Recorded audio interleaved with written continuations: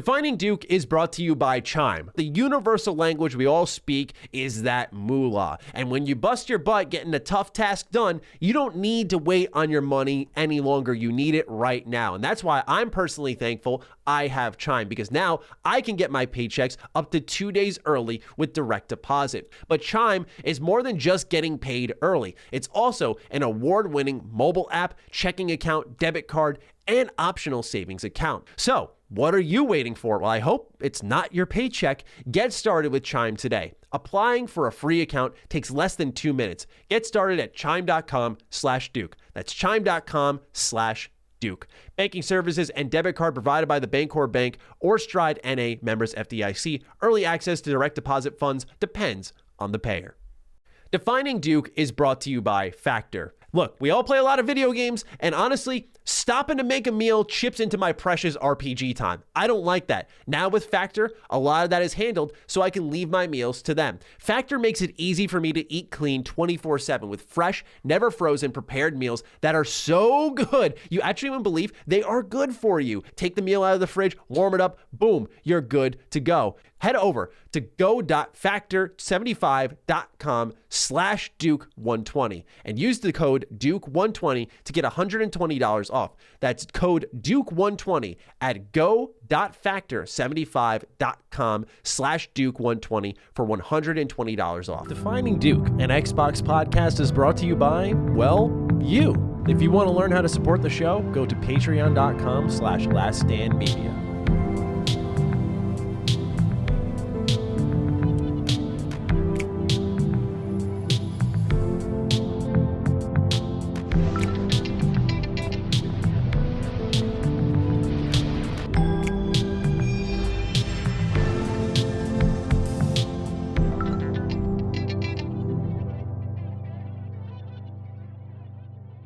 Salutations, everybody. It is Matty here today, and welcome to episode 65 of Defining Duke, an Xbox podcast. I almost, for like the briefest of moments, went into autopilot and said ham radio. Like that was that was years and years of just firing that off. Almost came out there, but I stopped myself. Knows how I slowed down there. Anyway, I almost did it.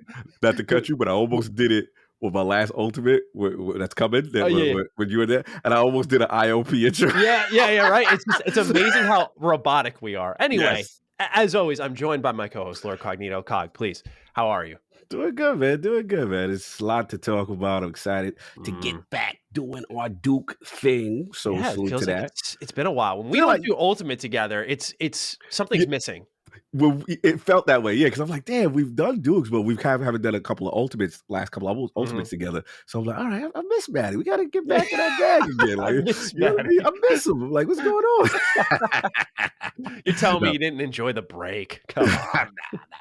Nah. We get a break here and there, but we got to get back to doing what we do. Of course. And speaking of things we didn't do together, Defining Duke Ultimate episode 61 is out right now. It's with Hoglaw. He joined me to talk about the latest on Xbox and Activision. If you want to hear me just sit there like a clueless moron and ask a bunch of legal questions to Hogue and have them break it down, it's very easily digestible, understandable segments.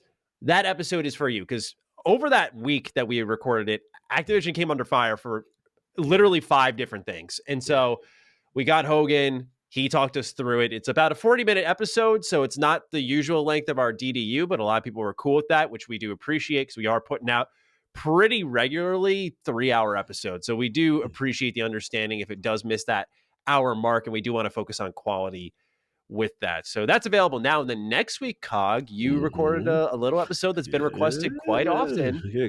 Am I allowed to snitch? I got to wait. Yeah, of course. Yeah. Give them the plans. Give them the team. I appreciate that. Now, I had a DDU with my man Ebontis from The Last Word and Last Stand Media's own Chris Raygun. So it's that good old Destiny spoiler cast for the Witch Queen. And man, that thing, it's a gem. It's a gem. We really knocked this thing out. And not to spoil too much, but people are going to be happy because we don't take the typical approach that most people do with a live service game. We actually talk about all aspects, including the raid, including a lot. It's really well done, man. Nice. They were all How long did it go for? It actually went a little longer than we went like, an hour 30, almost an hour 40. Okay, so we're making up for that episode that I did. Okay, perfect. It plays out beautifully. So Great. you have that to look forward to, Witch Queen fans. We get a lot of Destiny right in, so we want to make sure we had that covered. Appreciate you doing that, Cog, as well as Chris and Ebontis. Shout out to Ebontis, host of The Last Word alongside Cog. So all that's handled there. And if you want access to all these episodes, we're available on patreon.com/laststandmedia, where you can support us. You can get the show early on Thursdays. But speaking of different ways to support us, I want to just shout everyone out. We haven't perused the mobile ratings in quite some time. I used to bug everyone about it every week, and I said, let me take my foot off the gas, give everyone a bit of a breather. I cracked the whip at the beginning of the year. I said, look, new year, new show. It's time to get the mobile ratings in. And I never checked afterwards because I talk so much, I forget half the stuff I say. So I look on this great website called Chartable, which can track podcast rankings where we're at. And I noticed like, wow, we took a pretty big leap. Like we went to number 60 on the charts for video games in the US, which is great, right? We're moving up.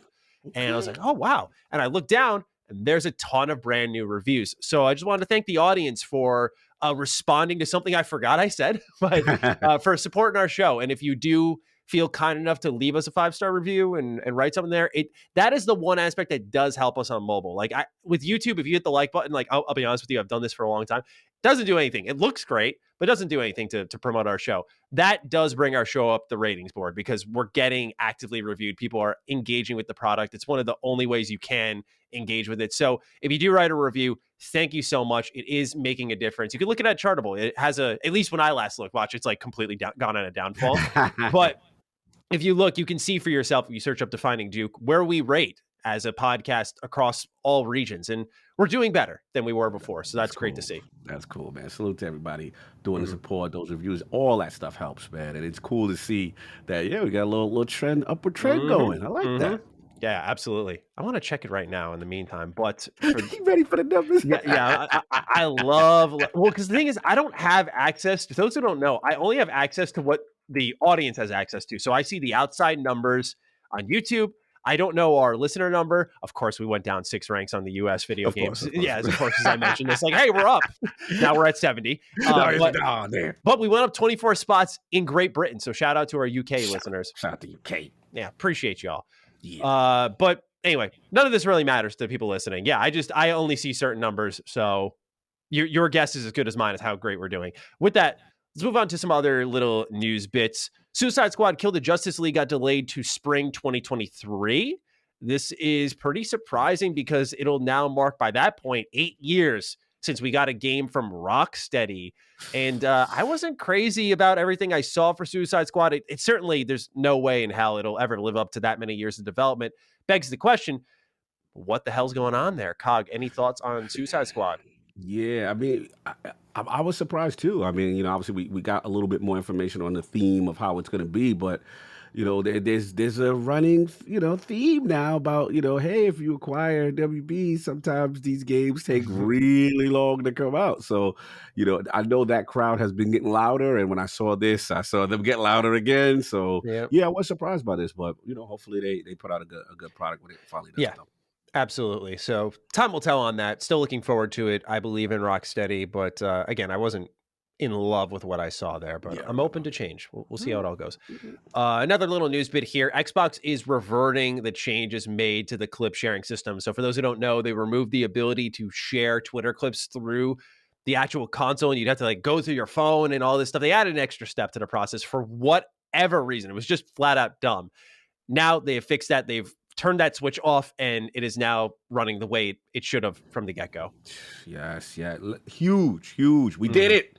We did it. Yes, we did. I know I did my part because I told you I'm in the alpha ring. I get feedback all the time. I'm the most annoyed. They must be like, I am tired of this every week. Like I literally shadow ban you. Like you're still submitting stuff to no one.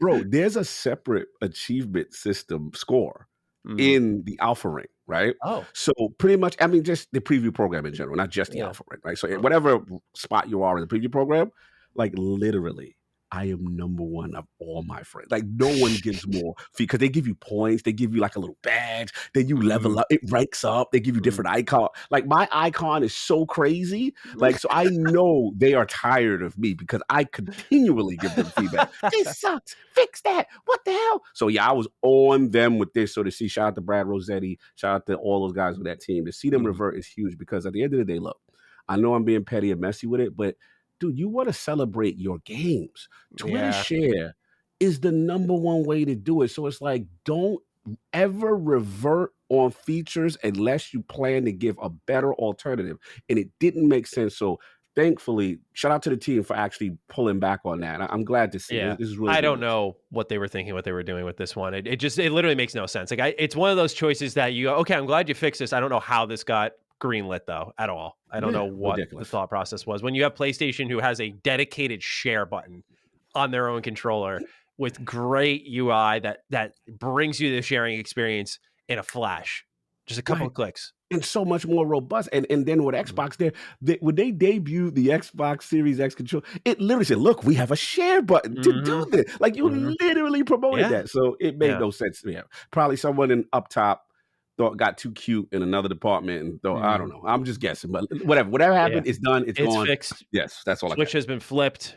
With that, speaking of switches flipping, we get a lot of write-ins every now and then about Minecraft and where the next gen update is in a preview program. It looks like it has slipped through at the time of writing this, that Minecraft will be optimized for next gen consoles. So everyone will be able to play the next gen version of Minecraft on your Series S and X. And I'm sure there'll be more details on that, but now you can get that nice ray trace version of Minecraft on your Series X. So that'll be great. Long overdue.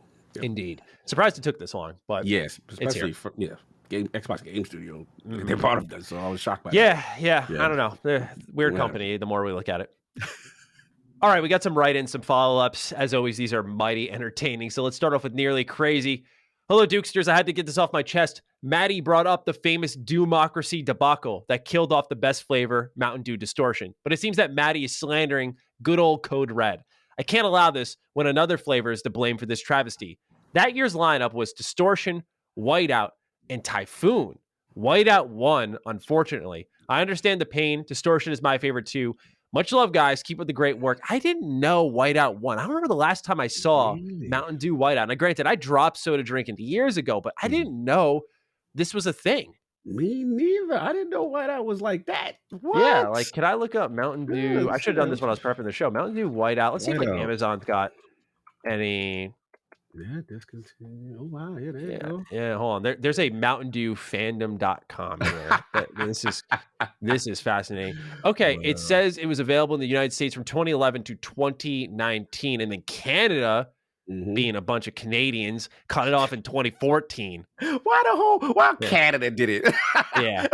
He threw it all over. Or wait, I'm sorry. It froze in, it says there's a freeze thing.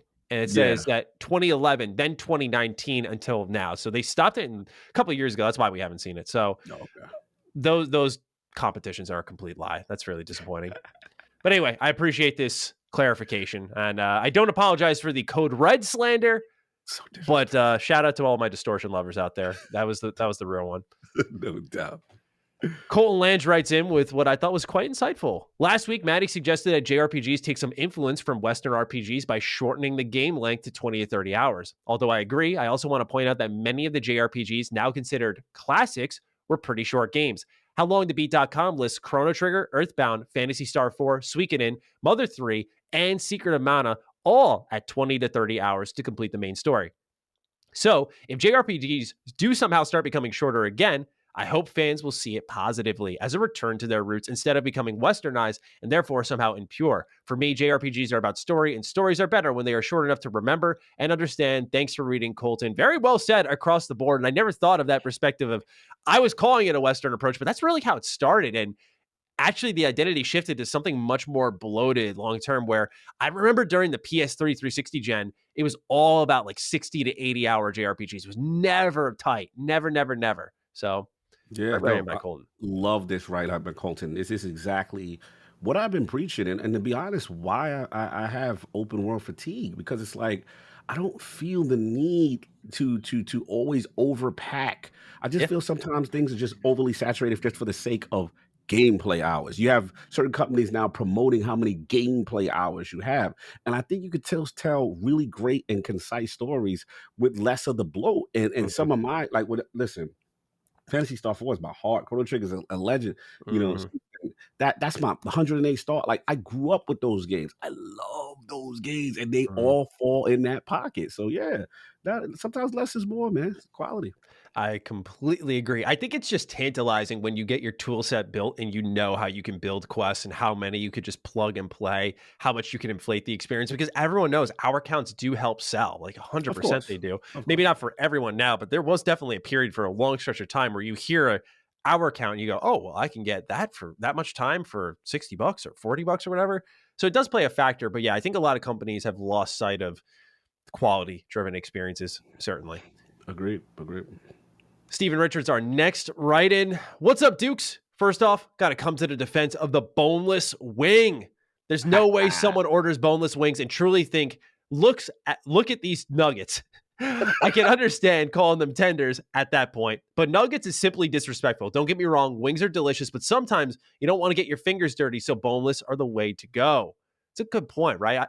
I wonder if people judge you for eating boneless wings with a fork, because like I do that. That's Oh, they coming for you with Yeah, you that. think? You think you got to Yeah, get your that's hands dirty no super matter what? refined. That's that Apple I'm user posh stuff. having my boneless wings with a fork. Bro, that is very posh. Bro, that is very, very upstanding of you. I tuck my napkin in my shirt collar a little bit. That is past the Grey Poupon. Like, bro. Okay, man, I'm watching you. All right. I'm sure the comments will be watching me too.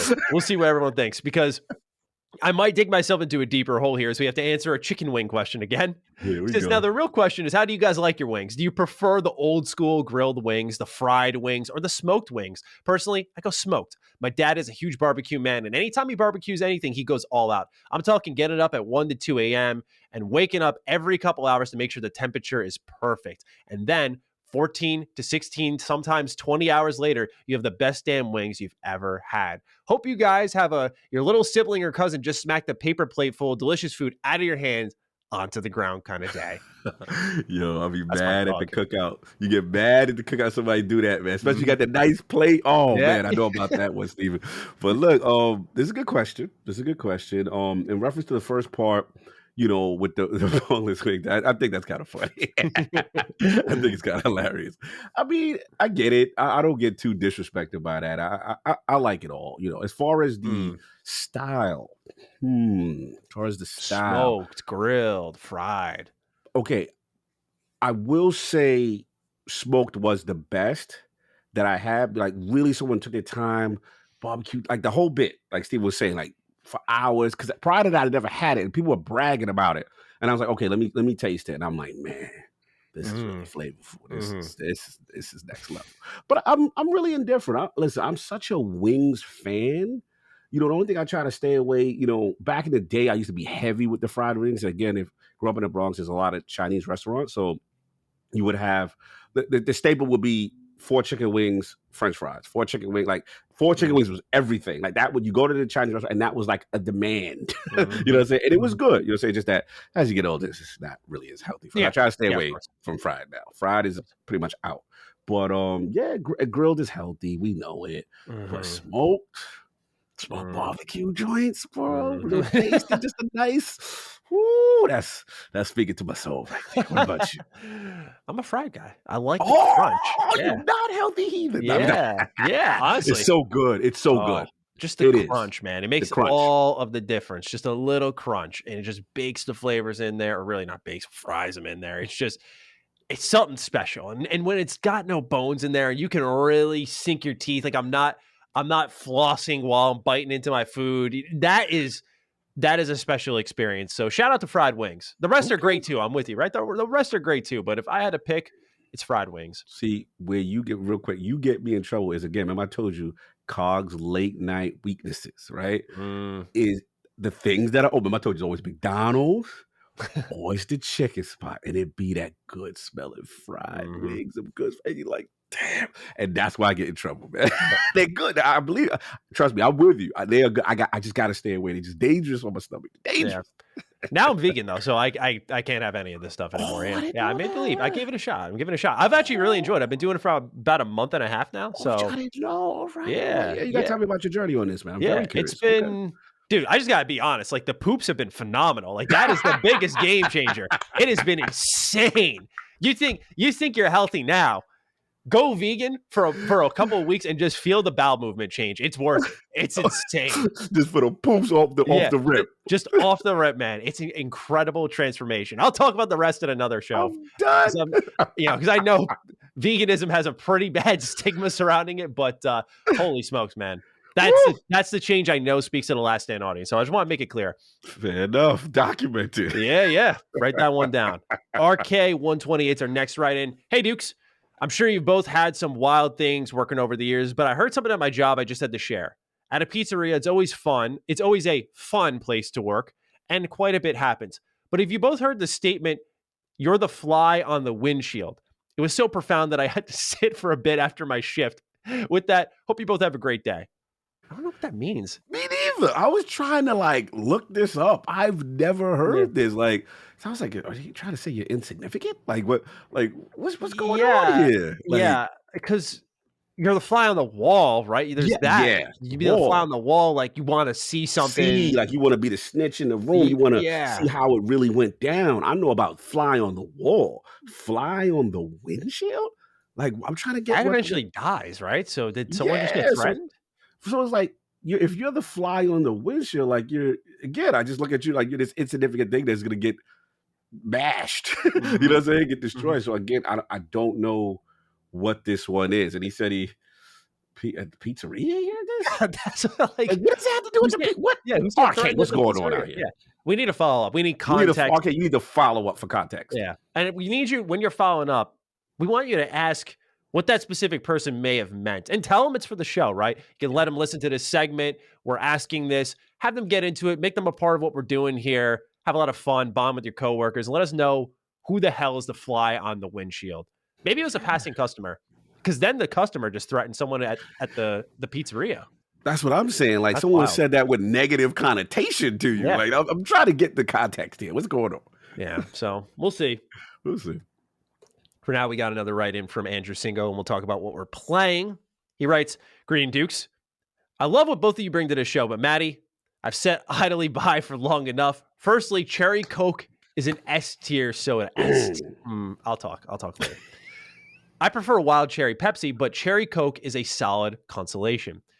On top, so he calls it, I got to stop here. He calls it S-tier, but immediately says that it's a consolation to a greater soda to him. That is Andrew, true. He did say that. Come on. He did say Come that. on. On top of that, you have slandered McDonald's breakfast. And for that, I'm not sure I can forgive you.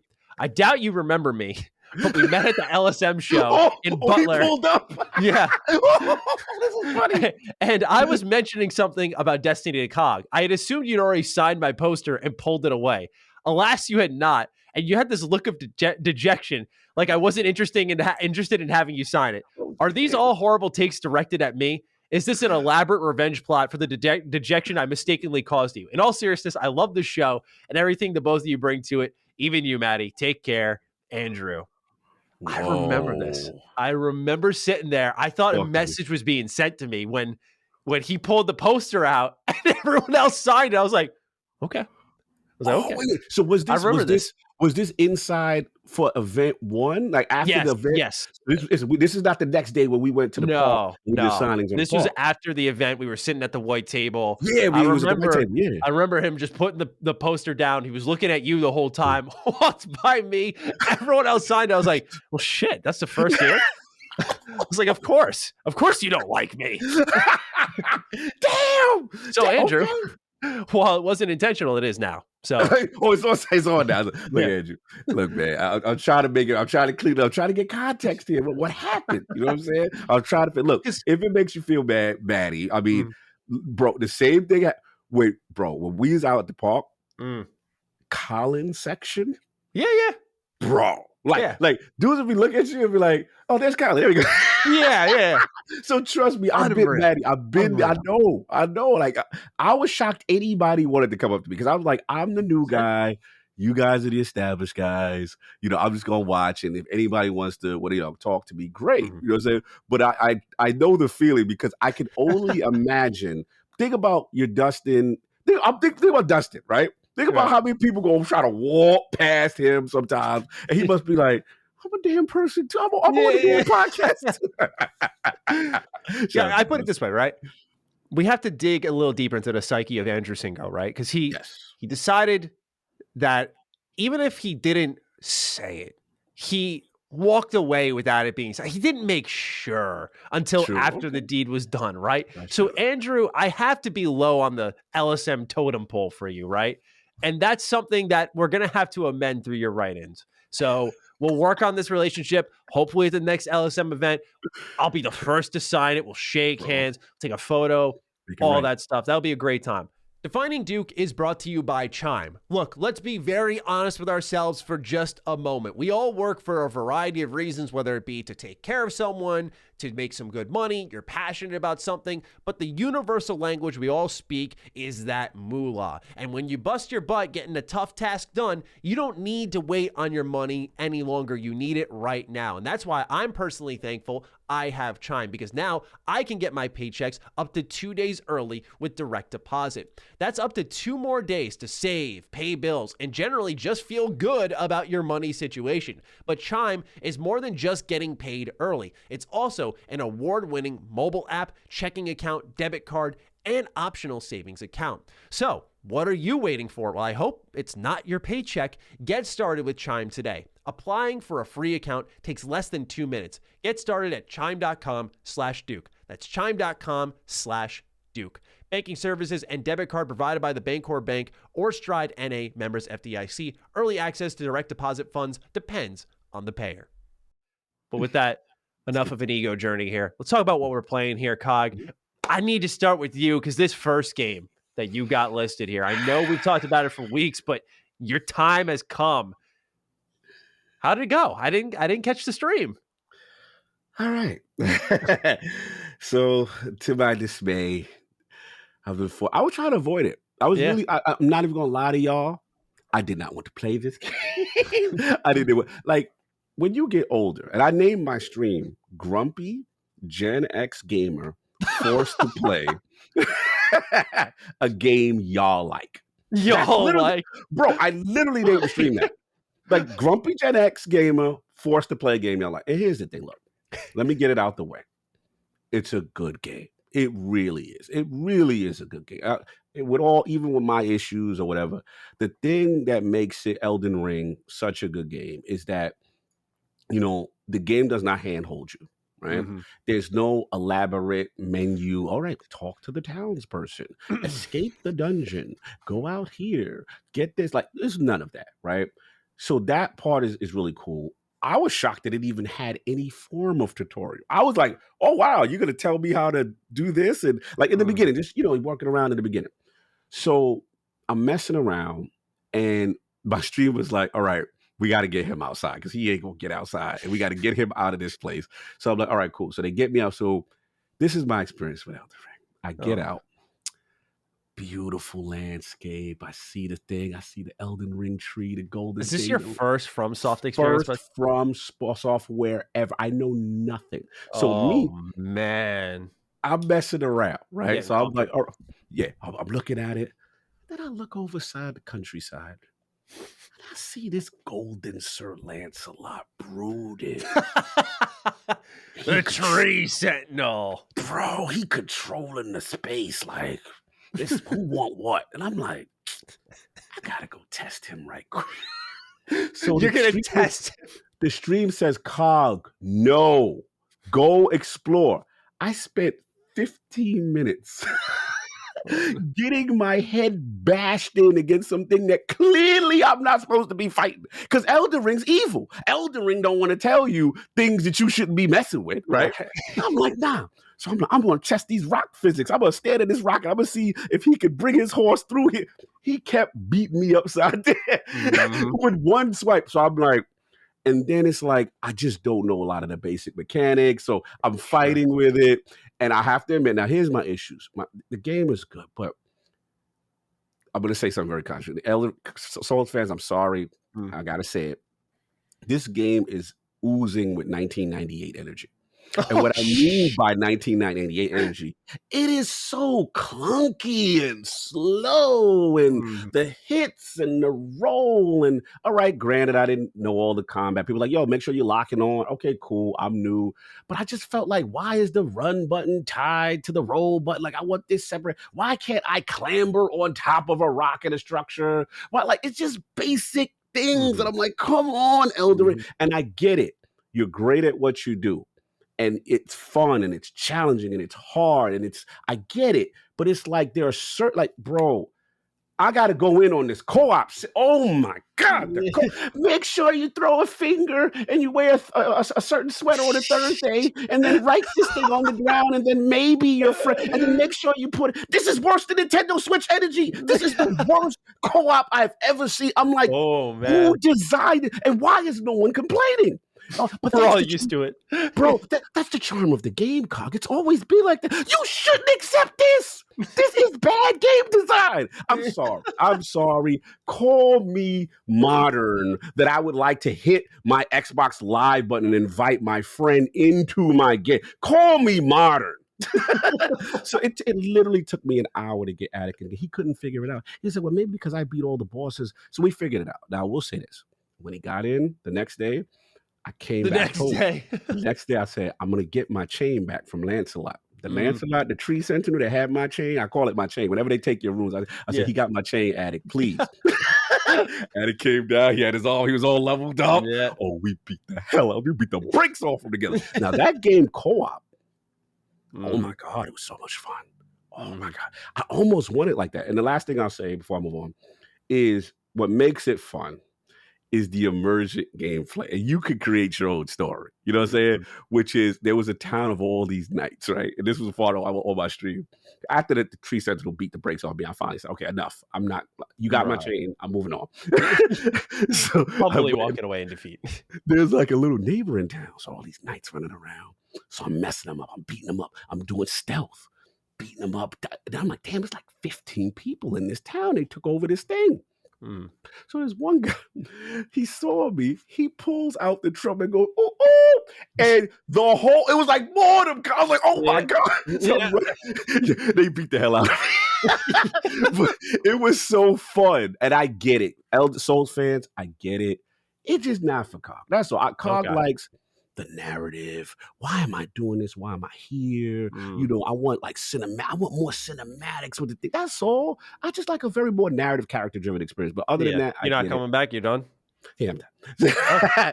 Look, it's just I know at this age, it's just not for me. I don't want to beat my head against the wall. But that's that. Other than that, I've been doing actually a lot of cloud streaming gaming because I had a lot of appointments. I actually tried Forza Horizon 5 some more. So cloud has been excellent, and of course Destiny 2. But what have you been playing, sir?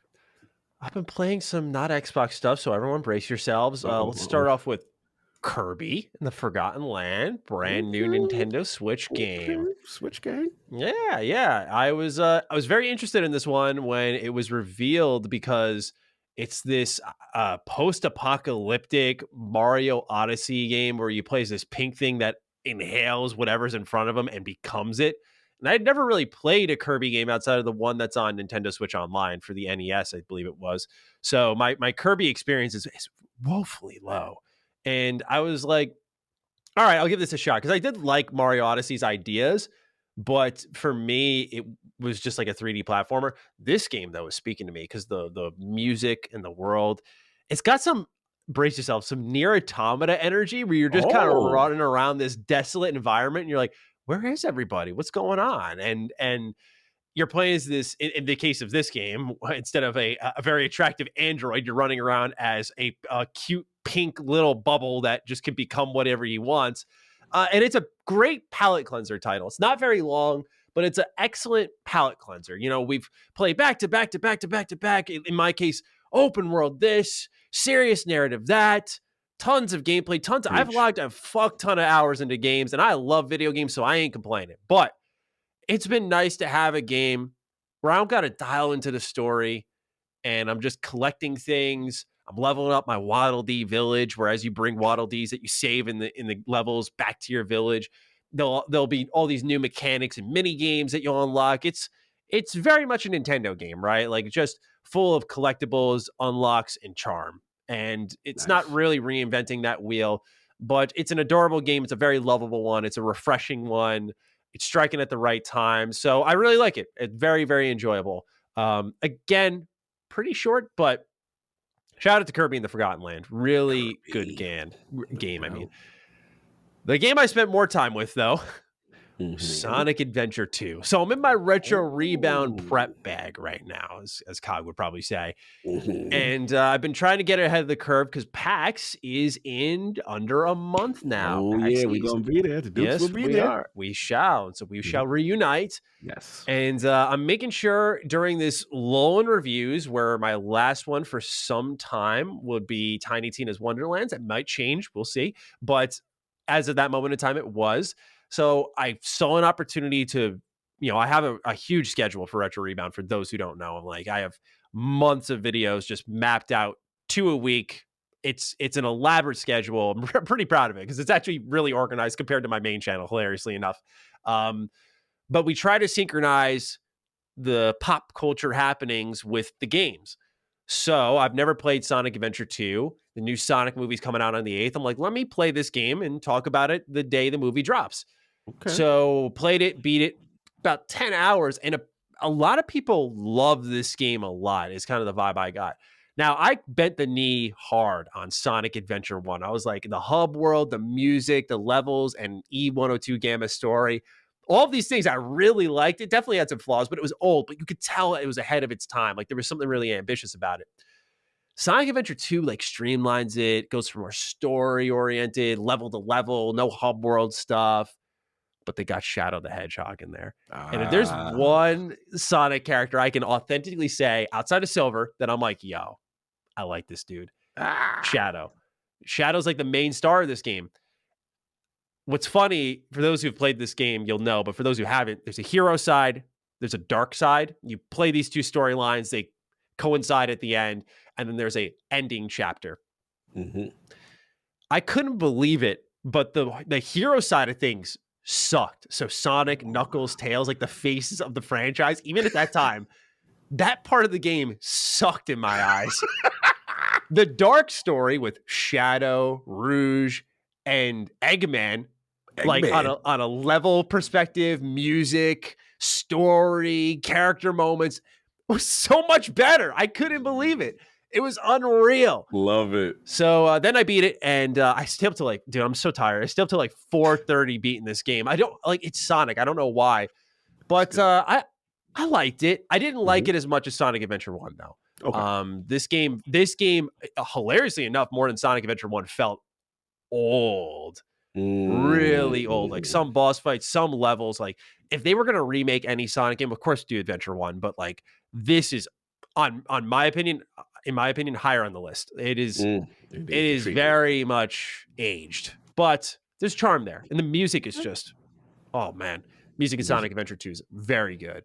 Nice. So those were the two main games I was playing this week, kind of in a retro mood. And I dabbled with a bunch of other games. I played some Lego Star Wars because I'm excited for the new one, that type of stuff. So I've been all over the place now. This is typically how I game when I'm not doing content related things. So nice. A lot of fun stuff. With that, we have 5 warm-up questions before we get into the news. So let's run straight through them. We got to talk about this. We've gone 35 minutes without it. Everyone's talking about it. We just got to throw our hat into the ring at this point. Cameron Belgrade writes in, good day, Lord Duke and Paladin Matty. Nice little icebreaker to start the show. Even though this is a games podcast, we got to get the Duke's thoughts on what the hell happened at the Oscars. It was absolutely bananas and maybe the craziest thing I've seen happen on live TV. Have a you just insulted Will Smith's wife kind of day. I'm going to start with you because I'm curious. I'm curious where you're at with this. At first, when I saw it, I was like, I can't fucking believe this. Like, someone walked up on the Oscar stage and bitch slapped someone like it was nothing. And when he walks away, if you freeze frame it, he's got a smug little smile. Yeah, he's like, yo, fuck yeah. I just slapped his ass. Like, yo. I couldn't believe it. at first when I saw it, I was like, you know what? Chris Rock was kind of asking for it. Will Smith was about to smoke, came up on stage, slapped him. As you dig deeper, though, and you start to see like the show that Will Smith's wife runs, and you see the destruction that has been wrought on our man, I'm like, yeah, he's probably feeling a bit emasculated there and handled it in the worst way possible. What was a joke that probably could have been laughed off will now always go down in infamy. Like, remember that. No one will forget that joke now. And the thing that stood out to me, again, like that freeze frame moment. Chris Rock drops the joke. Will Smith, open mouth, biggest smile, ha ha, cracking up. Camera cuts away, cuts back, and all yours, oh boy. And he's on stage. I'm like, bro, what's going on? Was he mad? Was he doing it because of Jada? I couldn't tell, but I want to dish it to you now. What is your take on the slap heard around the world? Yo, that was crazy. I was gaming and something came across my timeline and it was like, Melee or something at the Oscars. And I'm like, okay, what's going on? So I'm watching the footage and I'm just like you, I'm like, did that just happen? Like, I thought it was staged. Yeah. I was like, oh, this is part of the act. And then they're going to ha ha ha at the end. And I'm like, and then when he went back to his seat, he was like, yeah, keep my wife's name out your. I was like, and I'm looking at everyone's reaction. Like, oh no, this ain't stage. This is really what it is. So this is what I was, because a lot of people were like, yeah, like that's what you're supposed to do. You're supposed to defend your wife's honor, and I get it from the machismo standpoint and the disrespect. But here's the thing: number one, all right, tradition. It's a comedian at an Oscar where the event and the tradition is always to roast whoever is in there. So this is expected behavior. This is not something, whatever, that is unexpected. Mm-hmm. The issue I had is kind of what you said, which is like, at first, Will is laughing. He thought it was funny what Chris Rock was saying, right? So, and again, out of respect, I know Jada apparently has some condition. I forgot how you pronounce it. Alopecia, right? And I get that, and I'm not trying to make light of that or anything like that. But the thing that got me was like, you laughing, then you notice wifey's not laughing, right? Now you go on stage. And what I got an issue is like, first of all, Chris Rock is a comedian, right? Mm-hmm. Whether or not the joke was bad taste, okay, fine. That's his job. Second, you jump on stage now to go violate somebody, right? Mm-hmm. Here's the thing. You're like, Chris Rock is like, what you want to say, maybe $150, 5'9"? You know what I'm saying? Will Smith is clearly the bigger dude. So my question is, are you having that same energy if The Rock is doing the joke? That comment online.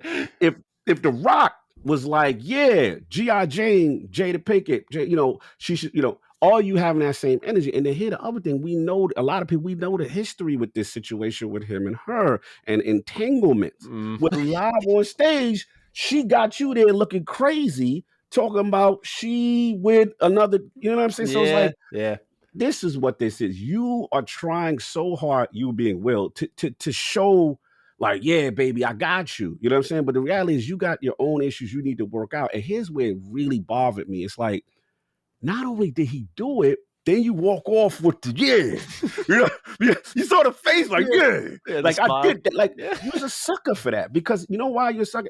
It's like you pick where I'm from. You don't pick and choose who you got a problem with, because many comedians have done this. You ain't put hands on them and do nothing. And then why I didn't like it is it sets a bad precedent, because now comedy's under assault, bro. Yeah, like comedy, like you can't say anything. Like you're a comedian, like. It's bad. And then you went up. I'm mad at the Academy. It's like, so I could literally assault. Like, could you imagine if we did that? We was in the first, we was in the Oscars and we went up on stage and we slapped the comedian. We'd be handcuffed and thrown up out of there. So it's just an example of privilege. Yeah. Let's be honest, white or black. Privilege. Only certain. He knew he could get away with that, and he most likely knew he was going to win. He got an award after. Yeah, he absolutely knew.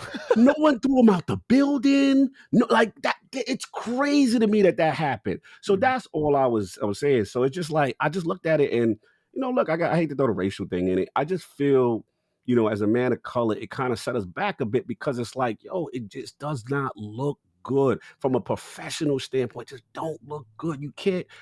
So now this is an emboldened a whole generation of people to be like, if I don't like what somebody said, I could just run up there and whatever. But look, I'm done ranting. Yeah. I know we had to talk about it. Shout out to Of course. Cameron, whatever. But yeah, I wasn't feeling well Yeah. on this at Nah, all. same. At first I Yeah. was. I'll be the first to admit, like, At at first, first, the manly yeah. thing, like, oh, okay. Yeah, Okay. you know, because I think of Laylee, I'm like, dude, if someone says shit about her, it's like, yeah, you slap him upside the head. But then you realize like there's a time, there's a place, there's a mature like to go and make that walk of shame, right? You think about that. And I don't know about you, but like you'll have that impulsive thought, right? And then the Yes. filter comes in and you're like, don't say it, don't do it, restrain, rationality Correct. kicks in. The fact that it was in that much overdrive that like it pushed him to the stage, to the slap, to the yelling afterwards, to me, Yelling that after the fact. I think if Yeah. the slap and that was it, you might get away with like, yeah, it was staged. But like the yelling afterwards It just was shows a man whose pride has been shattered. been shot. I Yeah, feel he's very going. bad for him. Yeah, and last thing, this is how where I'm from. What you're supposed to do, or let's just say you really felt that way. You posted it. You're supposed to after the show, you pull your man to the side. Yo, Exactly. fam, I don't appreciate none of that. If you say, my wife's name come out your mouth, then it's gonna be. But don't jeopardize your career. Now look, I can look at everybody's looking at him right now. They talk about taking action. So in a way, I do feel bad for him because now I think it's sunk in after the emotion came down. Like, yo, you jeopardized yourself. So we'll Yeah, see what and he's a happens. legend too. That's what sucks, Yeah, right? and I like where I've been and where, and that's the last one, because I know this. I'm from hip hop. Like Will Smith was never known as some thug gangster rapper. He was always the safe, wholesome. Parents don't understand. You know what I'm saying? Nightmares on L. Like he was the fun, refreshing hip hop guy in the age where it was like NWA, gangster rap, and you know what I'm saying from Yeah. back in the day. It was a different era. He was this outlier, so he was always kind of looked. Let's be honest, as the soft guy, he was never this tough. So all this tough guy stuff, I'm like, where is this coming from? Will, so yeah, I just hope that he get his situation straightened out. And Absolutely. we'll go for the best. That's all I got. Thanks for writing in, Cameron. Number 2, question from Andy Capt. Hello, good sirs. Do you have plans to cover the Halo show? Keep up the good work, Cog. I wanted to open the door for you if you'd like to talk about this a little bit and your experience in seeing it. Shout out to Microsoft for allowing me to go to the screening and the premiere. It was fantastic. It was downtown. It was very, very, the venue was very nice, very nice. But as far as the show, look, confession, I am, as of this recording, you guys will now be caught up to where I am. But, I am technically 2 episodes in. I didn't know that. So they showed us 2 episodes back to back. There was no like filter with credits. So it was just seamless.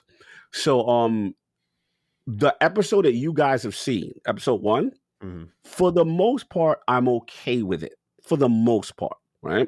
Remember, I hit you after what I saw. Oh, you hit me right after. I was supposed to be there. For those who don't know, when Cog hit me, I was like, "Oh my god, I couldn't believe it." Matty was supposed to be there, just schedules or whatever didn't work out. But after episode 2 is when I wanted to blow a gasket. Like episode 2 to me was just so disrespectful. Like without spoiling, the showrunners have clearly made a concerted effort to let you know how they are dealing with Master Chief in this universe. Now, granted, I'm not a guy that gets all upset because everything's not canon. I'm very understanding. I'm very cool. I've got certain things. I let certain things slide with humans in the Covenant, and I let certain things slide, certain little effects with them. But for the most part, I liked how the Spartans looked. I felt the overall theme was okay. Yeah. The helmet thing we knew was coming, right? Fine. Talk to me after episode 2. Episode 2 to me is so disrespectful. Like it to me, I was just like, what is this? What are we doing now? So that's where I'm at with it. And I'm curious if they could recover after that. And again, for people who watch it and say they have no problem, there's still a thing about you don't have to go canon, but you have to go to the essence of sometimes at least what the character means or stands for. What, like, I'm used to Chief being a stoic figure, right? My issue, even with episode 1, which I will comment on now because people saw that, as soon as he took the mask off and you cracking jokes and you're very talkative all of a sudden, that's when they start losing me. And I'm just like, I get it. They're going to humanize him on some level, but like, he's still the stoic figure. He's not a man of a whole bunch of words and wants to have full conversations. And the last thing I'll say is the reason why it pissed me off with the first episode is that reveal to me wasn't warranted for her, this refugee child. You know what I'm saying? Yeah. So I'm sorry if you didn't see it, Maddie. I'm sorry. No, I don't care. I do not. Oh, sorry. Care. I just realized, like, damn, Maddie might not have seen it. No, I already knew about the helmet part. Okay. So that kind of funny spoiled that one for me. It was just something. I was like, all right, guys, come on. Sorry. Yeah, sorry for those. But yeah, for those that haven't seen it, but it's just the reveal I just didn't feel was warranted based on the situation. I didn't have an issue that it came off, just the situation. So I'm curious what everyone says, what they think. I'll be tuning in to see y'all reactions. Because I got thoughts, man. I'm not happy with episode 2 at all. I'm very not happy. Disgusted. Like, I was like, what is going on? Yeah. That's where I was. Episode 1, I was okay. Yeah. I haven't seen it yet. And see, the thing is I was not, from a content standpoint, to answer Andy's question, I wanted to originally do a spoiler cast review discussion like we would for a game with this show. But knowing it wraps up in May, where we'll definitely be approaching like a summer event and much more important stuff will be happening, I was tossed around the idea of like the first 3 episodes and just talking about that, because I can't speak to it authoritatively, but just from what they were saying and now what I've heard, I don't get the read of the feeling that this is the long-term ride. Let everyone see it. Let's talk about it. I just don't get that vibe where I want to waste our audience's time. Like, we want to talk about it now. Like, let's see where the show's at now. If that's not what the audience wants, like, I'll let them make the call on this one. Like, if you want the full spoiler cast review discussion in May, when the last episode airs, May 9th, we can do that. No problem. Happily. But if people just want it now, we'll talk about the first couple episodes and go from there. Because I just can't. I'm a Halo fan, but I can't say I love the series enough to get invested in a fucking shitty TV show. Like, I don't know how else to put it. Like, it just, like, from the outside looking in, I was definitely open to it. But as I saw things like, or heard things like the voice, the helmet coming off early, the reasons for it, the clear, like, rebelling against the game series, it doesn't to me even look like a fresh take. It just looks like, in some ways, disrespect to what was built and watering it down. Again, I'm not going to speak too authoritatively. It's just, for me, casual, outside looking in. But as someone who reinvigorated their love for Halo last fall by playing all the games, campaign after campaign through, Halo Infinite, really liked it. This was disappointing to hear. So I will give it a try, first couple episodes, but I'm already, as people know on this show, my TV consumption and anime consumption is very selective. I, like many of you are with games, like, I have a high tolerance for games because it's my job, right? I want to see through those experiences and break them down for you. That is not my job in the TV game world, TV anime world, sorry. If you are wasting my time, out. See ya. So if I watch the first 2 episodes, whoever else wants to do it for us, if you end up seeing it all through, by all means, I won't put that pressure on you, but I'm just saying, like, it's up to the audience. It's up to the audience. Yeah, it's good to leave it up to them. Let the Dukes decide.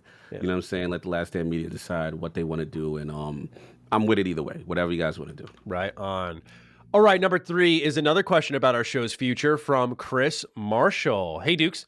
With the continued growth and success of DD and DDU, do you guys anticipate adding a second episode of DDU to the weekly lineup, similar to the Sacred Boys? Every episode has been absolutely fire ever since COG came on. You guys are the 1-2 punch we need more of. I know you boys are busy, and I don't mean to add more to your plates, but we want more of that Duke heat. Perhaps some mailbags and call-in shows. Where are the Micah guest appearances? We do need to work on that. Keep firing on all cylinders. Put those Dukes up. Thank you, Chris, for writing in.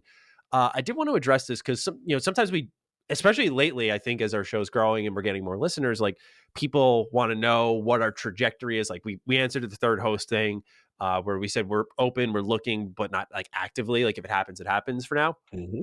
With the second episode, I'll be honest with the audience, we already kind of struggle sometimes to find topics for once a week, and the reality is right now, while our show's growing, the truth is we're not big enough where everyone's itching to come to our doorstep and talk to us, right? That's the thing. Like, Sacred Symbols has Colin. It's no disrespect to Chris or Dustin, but they have Colin, who is a seasoned journalist for many years, has a lot of relationships, and they're the biggest PlayStation podcast. We don't have any of those calling cards right now where we can say, like, hey, even if you don't like me or you don't know much of me, people know our show, right? Like, we don't have that. So we're working on that. I think we've done a pretty good job, but it's a long-winded way to say that some stuff that makes that content worth listening to, we need more time to produce. Yeah, There's been absolutely. there's been 2 interviews I've been working on since last November that now have been bumped back to around June, July, that I've been pushing for, that I know the audience wants to hear more on, but they just keep getting bumped back, where a lot of stuff is out of our hands, where we can't guarantee that pipeline, where Mhm. even if we had the option to, I don't know if you agree, Cog, I want to pass it to you because, of course, Yeah, it takes 2 to make this of decision. course, of course, of I course. feel like we have so much on Last Stand. When we're doing a 3-hour show here, I don't see the need for a second DDO. I just don't think it's productive, personally. No, I'm with you, and I think the issue is that one, the cadence of Last Stand, right? Like there's a whole bunch of shows and Mhm. programming here already as it is, so you don't want to get lost in the shuffle there. But then also, I True. agree that I think sometimes it also comes down to content and the amount of news available to justify the existence of it. And to be honest, there's sometimes that we will sit there and be like, wow, this very light and stuff will come together last minute, and Yes, stuff like yes. that. So if that's the case, and it's trying to have enough content, that I don't think forcing extra content necessarily is the answer for right now. We can revisit it later if things change, but as of right now, I'm in the same mindset as you. Yeah. It's also a little bit easier for Sacred Symbols because they have like 3 potential hosts where we have 2. We're both full-time workers. Correct. So there is a little Hmm. bit of a split there. I'm not trying to make excuses, Chris. Of course, I would be game for it if we can supply that. Like, I'm always a Correct. believer in more. If you look at my personal output of my YouTube channels, you'll know I believe in that. Plus this. So I'm not against doing more. Really, just right now, I don't think it makes a lot of sense for what we're building currently. Hmm. I think there's a thing that if the best thing I learned from interviewing some of the studio founders at Pandemic, it was growing too fast is possible. Like you Yes. get ambitious. There's a lot of great things that can happen, but patience is key. And I think right now, Duke is we're not on this huge upswing, but we're on a steady growth trajectory. I was Yes. talking to you, Cog, about this. Right now, we're recording episode 65. And I'm like, I get so in my own head, I'm like, wow, we haven't grown a lot. But I'm like, dude, we're not even 100 100 episodes episodes. deep. Yeah. It's crazy to Yeah. think about. Yeah. Like, we have such a long way to go. Podcasts go on for hundreds and hundreds and hundreds of episodes. Like, we have so much longer to go to hit those growth spurts, to hit those milestones that this year I've learned a lot of patience in my production, and that's been key. So I'm willing to stay the course here, grow what we got, and make you all fall in love with what we have now, not promises for the future. Well said, brother. Defining Duke is brought to you by Factor. Ladies and gentlemen, you all know that Lord Cognito and I are about the health is wealth mindset. So it only makes sense that we would team up with Factor to talk about their meal plan and prep services here. Look, we all play a lot of video games, and honestly, stopping to make a meal chips into my precious RPG time. I don't like that. Now with Factor, a lot of that is handled so I can leave my meals to them. Factor makes it easy for me to eat clean 24/7 with fresh, never frozen, prepared meals that are so good you actually wouldn't believe they are good for you. Factor saves me time by delivering chef-crafted meals to my doorstep, eliminating the hassle of going out to the grocery store, another thing that's going to take you away from those video games. And not to mention, there's no cleanup. You're all handled. So take the meal out of the fridge, warm it up, boom, you're good to go. And even Factor knows my preferences. Look, fun fact here, y'all don't know this, but your boy went vegan about a month and a half ago, and they offer options for that. So if you're interested in that, head over to go.factor75.com/Duke120 and use the code Duke120 to get $120 off. That's code Duke120 at go.factor75.com/Duke120 for $120 off. All right, number 4. Let's get into more gaming stuff. Monster Pontes 93 writes in, "Hey boys, do I got a question this week? I've been putting a lot of thinking into this and I want to know your opinions on it, so here we go. PlayStation and Nintendo have defining exclusives only to play on their respective platforms, and there's no denying it. But when I see Xbox, I don't see any exclusive, in my opinion, that are generation defining outside of Halo, Gears, and hopefully Starfield. But that's at the moment. Games like Minecraft are multi-platform and can be played anywhere at any time. Call of Duty, Diablo, World of Warcraft, Those are potentially anywhere games if the deal goes through with Activision. Now, do you guys think that the future of Xbox gaming isn't exclusives at all, like PlayStation and Nintendo, but more on the line of, hey, all our games will be multi-platform so they can profit off them being anywhere. And if you subscribe to Game Pass, though, you don't have to buy them anywhere, but instead pay for Game Pass fees and get it for free, basically. I personally don't feel that Xbox cares anymore about exclusives outside of their established ones already, but more on the line that they will buy studios, and when they buy them, everything is on Game Pass day one for PC and Xbox and still multi-plat, so everyone can play, and Microsoft still rakes in the money either way. Oh, and also get timed exclusives for Game Pass before anyone I'm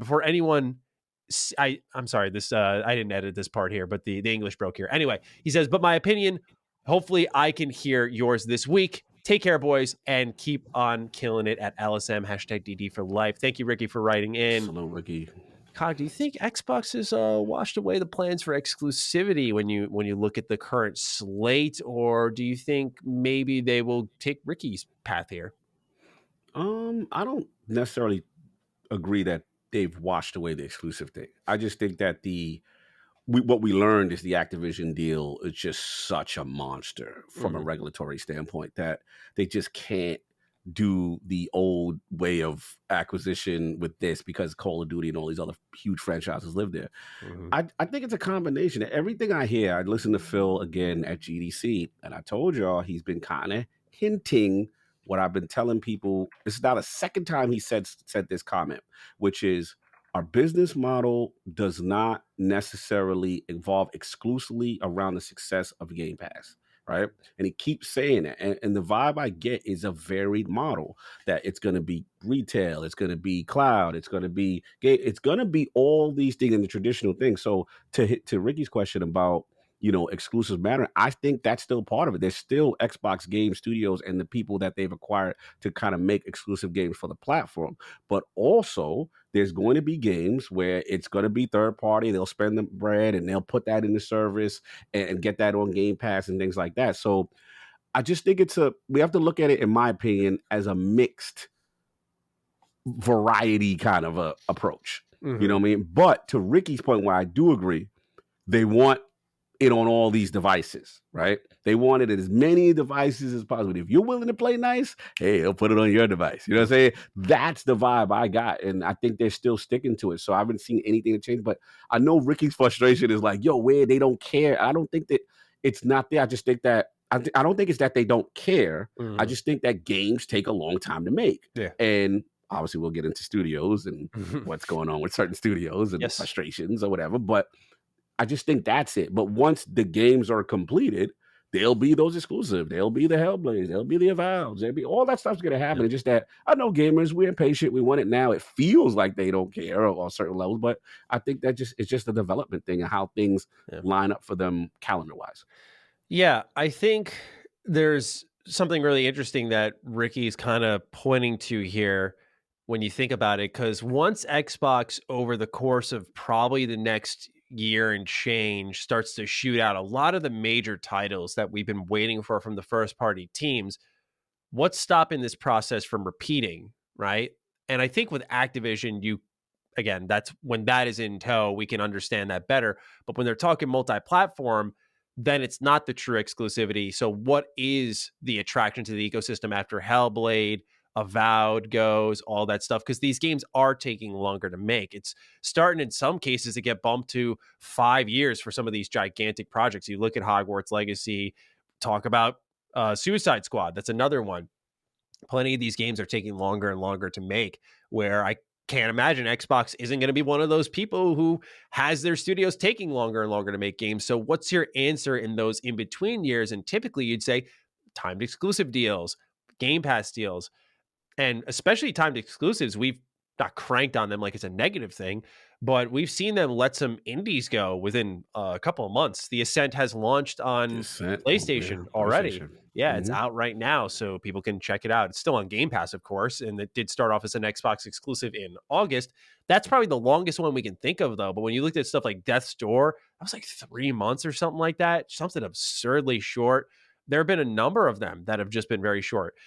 And I do hope, it's weird because it's like a back and forth thing. I think of a game like RPG Time, The Legend of Wright. which just got zero marketing from Xbox. Like, it's a travesty what happened to that game. And if anyone doesn't know what I'm talking about, look up the game. I haven't played it, but it looks super unique. That's a game that could benefit from, I think, leaving the ecosystem and going and finding a new audience, going to probably Nintendo Switch, that type of stuff. But all in all, I say all of that to kind of put the mindset into place that what happens after the big ones go.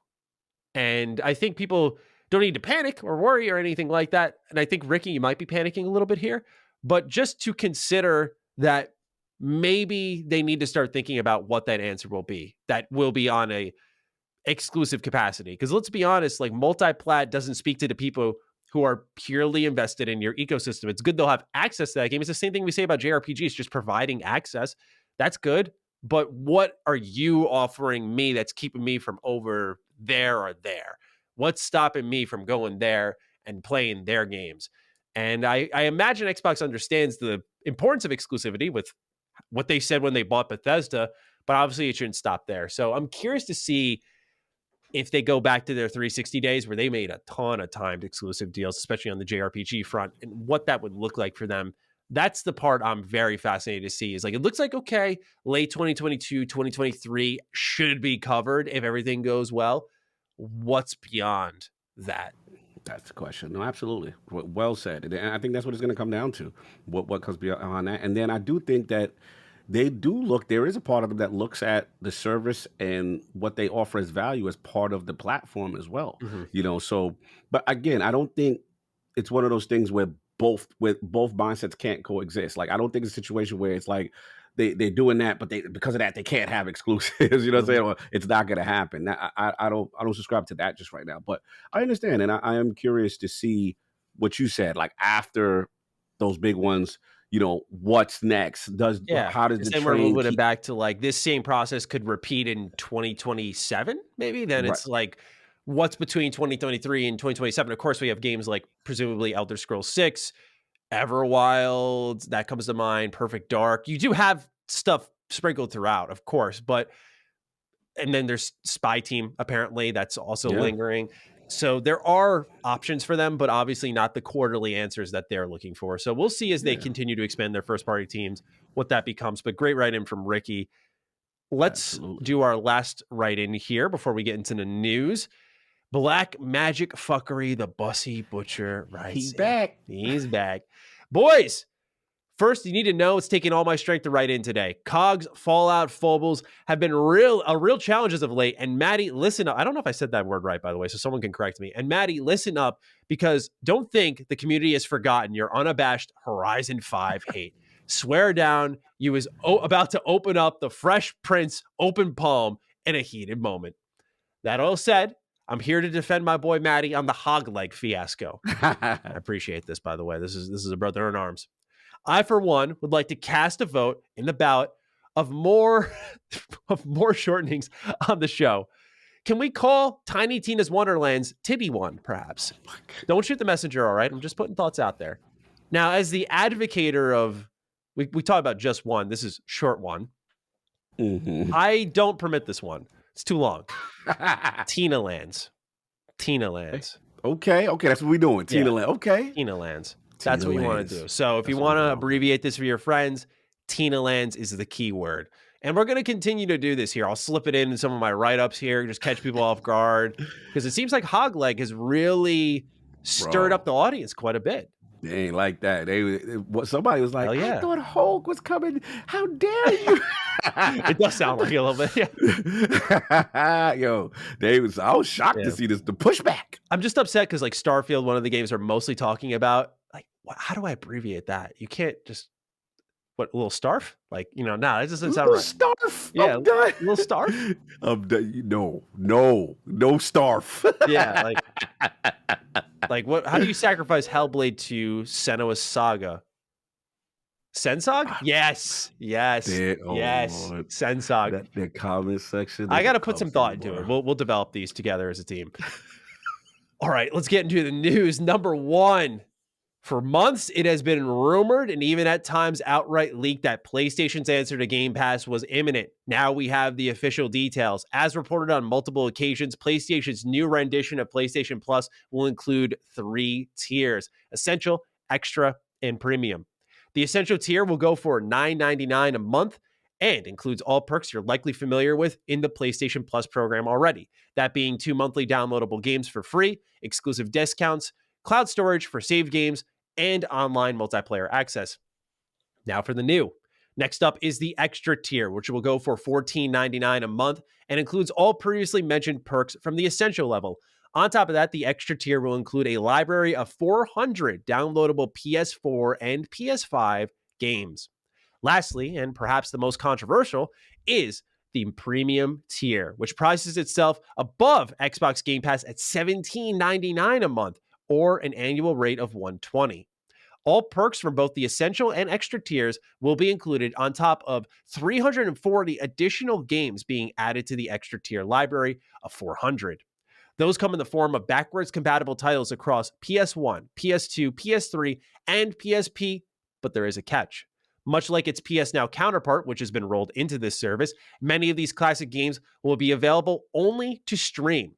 PlayStation indicates that there are download options for original PlayStation, PlayStation 2, PlayStation 4, and PlayStation Portable games, but never specifies how many for each console. Finally, the service will include game trials so that players can test certain products before buying. Some may note distinct differences between Xbox Game Pass and PlayStation Plus all over the place, but Jim Ryan provided an answer for the most noteworthy omission from the overhaul: day and date games from the first-party studios in the service. This arrives in the form of an interview with GamesIndustry.biz. Quote, "We feel like we are in a good, virtuous cycle with the studios, where the investment delivers success, which enables yet more investment and delivers yet more success. We like that cycle, and we think our gamers like that cycle. In the terms of putting our own games into this service, or any of our services upon their release, as you well know, this is not a road that we've gone down in the past. And it's not a road we're going to go down with this new service. We feel if we were to do that the games we make at PlayStation Studios, that virtuous cycle will be broken. The level of investment we need to make in our studios would not be possible. And we think the knock-on effect on the quality of the games that we would make would not be something that the gamers want. The way the world is changing so very quickly at the moment, nothing is forever.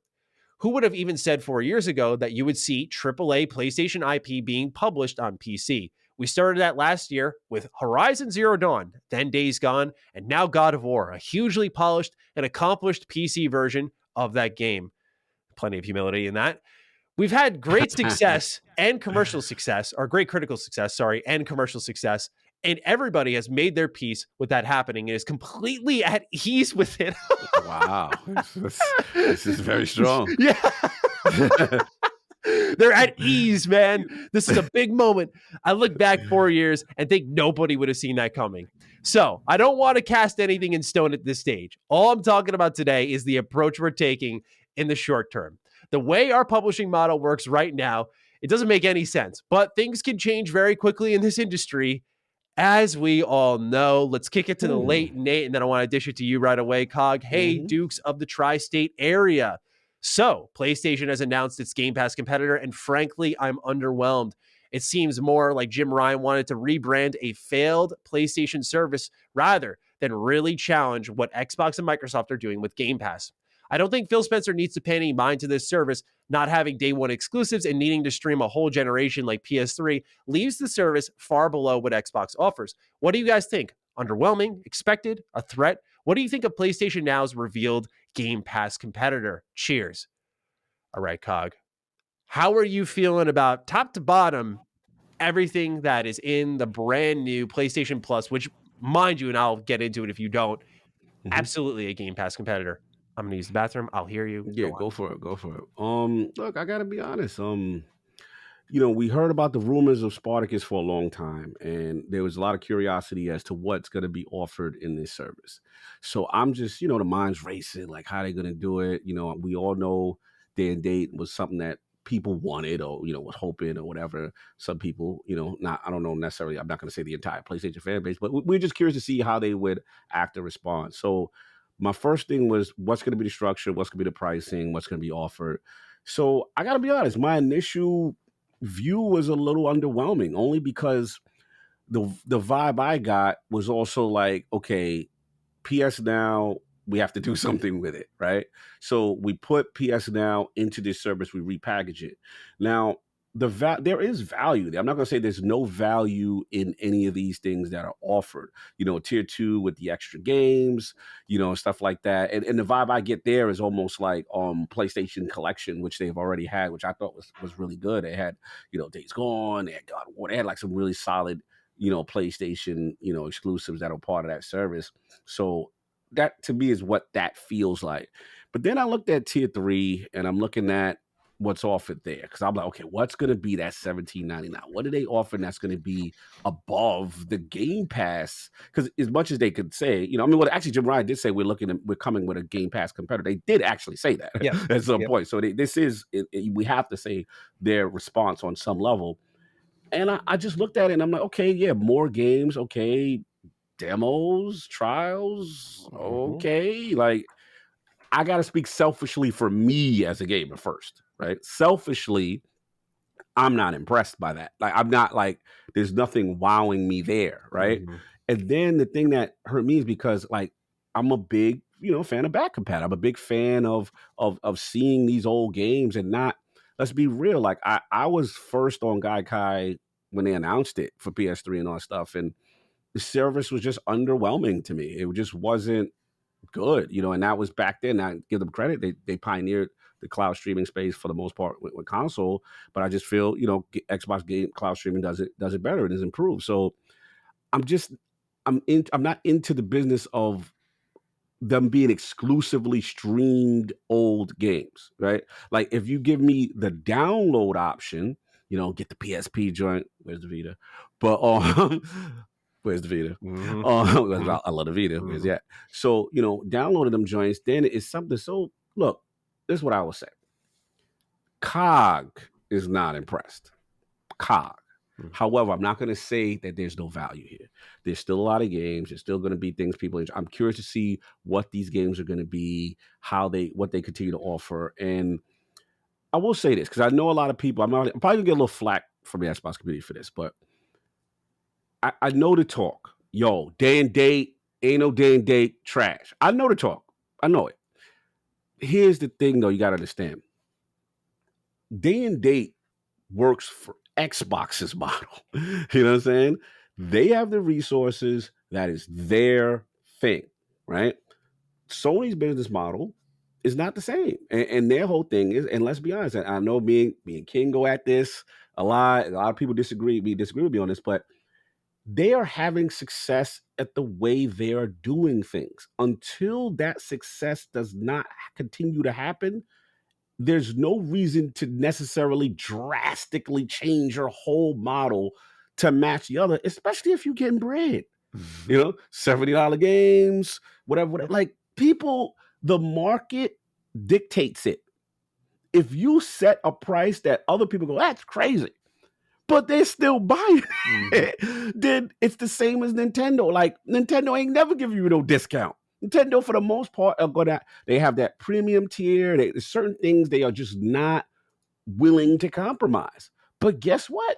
Nintendo fans buy it. So the proof is going to be, doesn't matter what COG thinks is underwhelming, right? Doesn't think, if Sony fans continue to buy this and show up and support, that's all that matters. It will justify the $17.99 and all other stuff that they're talking about. Me personally, I would like to see more. Hey, of course I would love to. Of course, who wouldn't? You know what I'm saying? But according to Jim, that feels that devalues, and that's something that they can't do. But last thing, and I'll give it to you. Sure. I thought it was interesting that he didn't roll it out. That, to me, in my opinion, sets up the greasing. Because if this doesn't work, right? And this is the guy that, let's be honest, said he didn't believe in generation. This the guy, you know what I'm saying? Like, he's backtracked before. You know what I'm saying? So to me, I think he learned. And if things go left with this model or whatever, and it doesn't pan out, and Game Pass, let's just say, keeps growing and whatever, then yeah, there will be a revision. And you notice he mentioned the PC stuff. Yeah, he mentioned, because whatever, and you gotta understand, they know their base is resistant to certain things, and I think it's a ease in kind of process. So let's see. I'm curious to what you think when this news hit your desk. I don't know really where I want to start with this. A lot to I unpack. I agree with you that I think the value by the extra tier really isn't that bad. You know, is it Game Pass level? Hard to say. We don't know the library yet, but on a numbers front and what's being offered there, looks pretty good to me. I think that the premium tier is where this gets really muddy and starts to spotlight a lot of problems with how they handled this. Not having the service ready to go within a couple of weeks was a mistake, I think. I also think it was a mistake not to have any details on any games at all and saying it's going to be this multi-phase announcement thing. That's not it. Like when Xbox Game Pass was announced, they had games that were ready for the service to be shown off. Like that, this is what's going to be here that you can download through the subscription service right away. And they didn't do that here. When you combine that with the Nintendo Switch Online like monetizing of back compat, the streaming, and the demo payment shit, I don't go for this premium tier. If you could squeeze it down, I know some people will be like, it's only $3. That's not my point. It's the optics of it all that you have locked in the highest tier, back compat. Mind you, the ones people have been asking for, PS3, PSP, are you kidding me? Locked in a subscription service. This is less. What people don't get is this is less of a Game Pass competitor, more of a Switch Online competitor. They were taking notes from the optics front of Game Pass, big library. Okay, got it. And then looked at Nintendo and how they were manhandling, greasing the wheel on those fans with monetizing NES, SNES, and now Sega Genesis and N64 games. They were taking notes from the other team the whole time. I didn't expect that. But it had leaked multiple times, but certainly we thought there would be more to it. There was not. This is exactly what it is. So I have more to say on that, but what I really want to target while I'm on my roll here is Jim Ryan's weaponizing of stupid shit I see on Twitter as his reasoning for day-and-date games. Now, I'm with you, Kyle, on this, right? We're talking about two completely different companies. I'm not one of those people who acts like Sony's got no cash. Poor little Sony over there. I wish they could afford to make more games. They certainly would. They have a lot of money. Do they have Microsoft money? No. Microsoft has the ability to say, yeah, go ahead. Day one. Yeah, let's be aggressive with this, right? They can be as aggressive as they want. But I thought it would have been a real moment for PlayStation if they came out with sort of this chest out that put Microsoft on their heels. That's what I was hoping for. Because if I'm Xbox, I'm looking at this, I'm comfortable. I'm cool. I'm like, okay, you priced yourselves out of our range. You're offering less than us in many ways. And we're offering more systems. Like, if I'm Microsoft, I'm totally fine.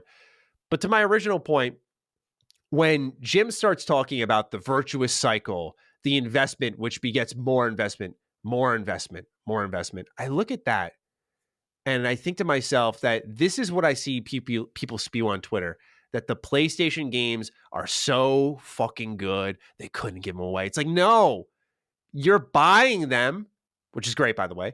You're buying them, so they're selling them. Just like Nintendo was selling you $60 games for something you already paid for in Skyward Sword and the Mario trilogy, because you'll pay for it, not because it's a virtuous cycle that begets more investment. And a lot of people say, well, fold your arms. Xbox, why aren't people buying games there? Here's the facts, right? He's talking about this virtuous cycle that allows their games to flourish. Let's look at Forza Horizon 5. Let's look at Gran Turismo 7, and let's be real fucking honest with ourselves where everything is lying. And that, hey, Forza Horizon 5 had 1.5 million players before launch on a premium price tag. People are happily paying for games on Xbox. The stats show that. We'll go over them later. The stats do show that. So there's a fact there. The reality is they're not ready to let go of their current price model because, as Cog well put, that no one's challenging it. And PlayStation fans are happily buying it. So I guarantee if PlayStation fans really put their foot down and was like loud, where's our day one games? They could have got them. But this is sort of the feedback that they have created in response to the console war bullshit. Now this is what you get. You get to pay for back compat. And I feel bad for them. I really do, because I feel bad for myself. I love back compat just like you, Cog. Like, this was, think of the void that Xbox themselves created when they went, all right, here's this 80 or 70 game, I think it was, dump back compat titles. Here's 50 Cent Blood in the Sand. They found a Woo. workaround for that, right? Disc only, where you thought maybe they could figure things out for that. Here's FPS boost. And they went, we're done. Okay. On to the next thing. We're going to go remove Twitter sharing on our, That was the next meeting. Yeah, that was the next meeting, right? They removed that. And I'm like, PlayStation, if you're like looking, like there's a will, there's a way. Absolutely. They had such a open moment here to just punch Xbox in the face, and I think they missed. I really do. It's, again, not a bad service, but please, Cog, go on. You are really saying some things that really, you're expounding on some really things that I've been really holding on to, but you actually said. And what it is that I got you. It's, and I want to be very careful because it's not everyone, but they know their base, and Sony knows their base so much in the sense that, you know, they use the verbiage that the base use. You know, the quality and the this, and here's the problem.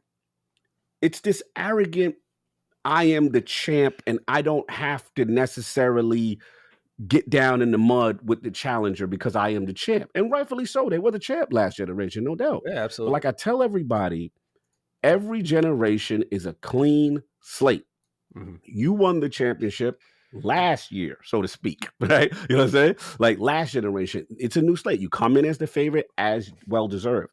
All I'm saying is the problem I have is the fan base sometimes doesn't push back and say, yo, that's not it. Now, the signs that I'm starting to see, that's why I'm glad you brought up Gran Turismo, because I was thinking about it, right? The signs where this thinking may come to bite them is if you have Gran Turismo moments, more of these, right? And people say, you know what? Nah. You're doing this with the monetization. It's always online. This is just unacceptable, right? And I'm waiting for that energy for the service that, let's be honest, you said it beautifully. They're literally paywalling the back compat stuff and the PS Now stuff, the stuff that you've already had. Now they're putting in a higher tier and say, go get that. Yeah. Literally, Xbox fans, imagine if you have Game Pass Ultimate, they add Game Pass Mega, and they say, if you want to play 360 and OG Xbox games, and they stream them, go pay $18. Go pay. And here's the thing. That's why, because people are so caught up with the console war stuff and they don't want to admit this is not a good deal necessarily. They want to act country club. No, because we have, this is a premium thing. Of course, like stop being shareholders for a minute. Be a game of Stop being shareholders. That took me a second, bro. Right, like for a minute, and just say, "Yo, like this is a good deal. Like, let me go get that." Yeah. Right? It's just, oh well, you know, if we did that, and we put our stuff in a thing, and the quality is going to go down. And again, we got to be careful, man. Like, all I want from PlayStation fans, even Nintendo fans, this is against everyone. I see this. Like, I am on Nintendo fan. Your online is unacceptable. Where's the pushback? Where's the yo Nintendo? This is not it. But when you continue to buy and support, which they know, they're gonna keep doing it. They're gonna keep greasing. They're gonna keep that's what happens. That's why I say that to say this is that I do like the fact that we was like, Microsoft, that Twitter joint ain't it.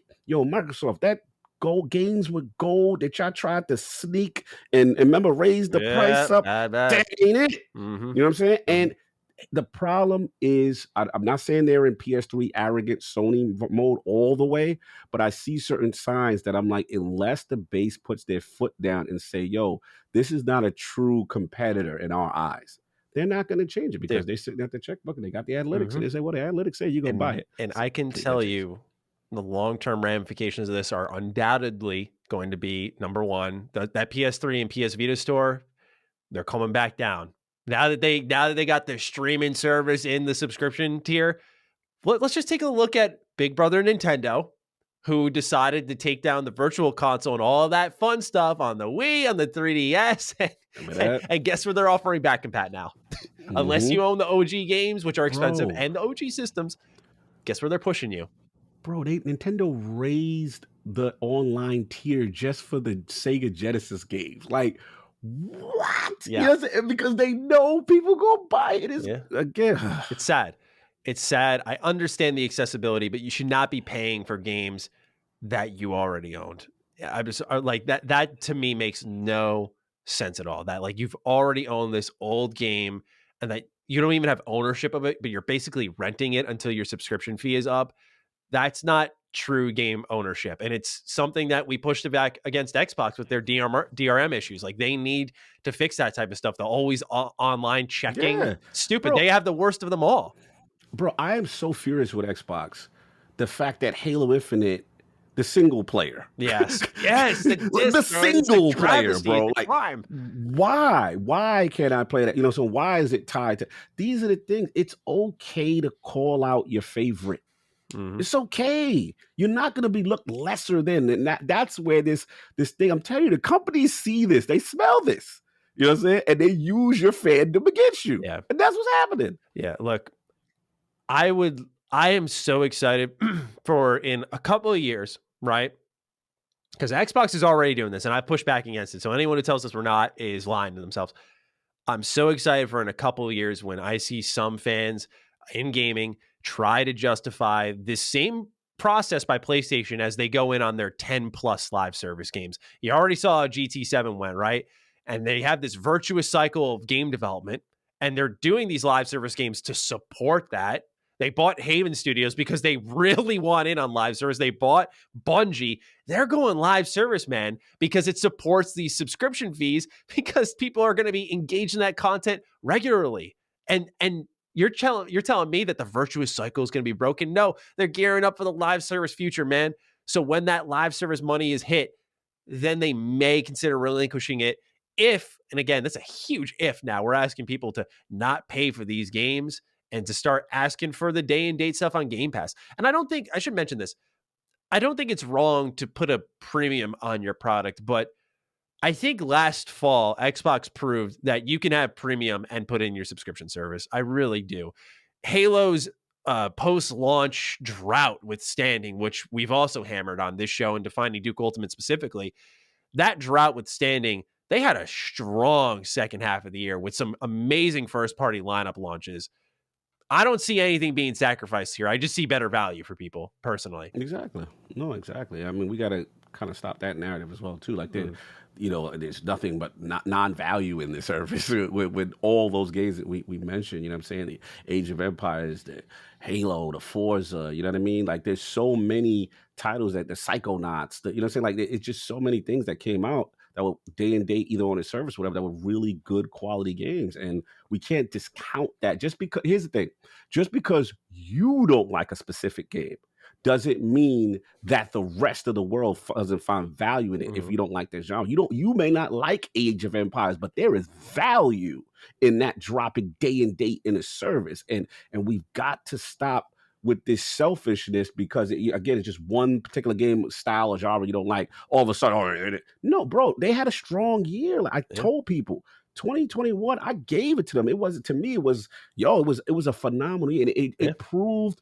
But 2021 proved was the potential of Game Pass once it gets rolling with quality titles. And me and you, Matty, we've also called them out like, yo, 2022 at the top, what's going on, right? Because you just had this strong, you see what I'm saying? So we've been fair across the board when, you know, with this thing. So I'm in agreement with you there. But yeah, just like I said, back on point with the thing, you know, places like for me personally, it just doesn't justify. And I'm gonna be honest, I gotta wait and see what these 400 games are before I'm just running out and plunking, because I'm with you. I don't like the anonymity. The oh, it's gonna be great. 400 of what? What is those 400? What are you offering? So that's where we gotta hold their feet to the fire a little bit more. Let's get specifics. Let's get detail. And you said another excellent point is it wasn't ready to go. June, man, June. Like, that's crazy.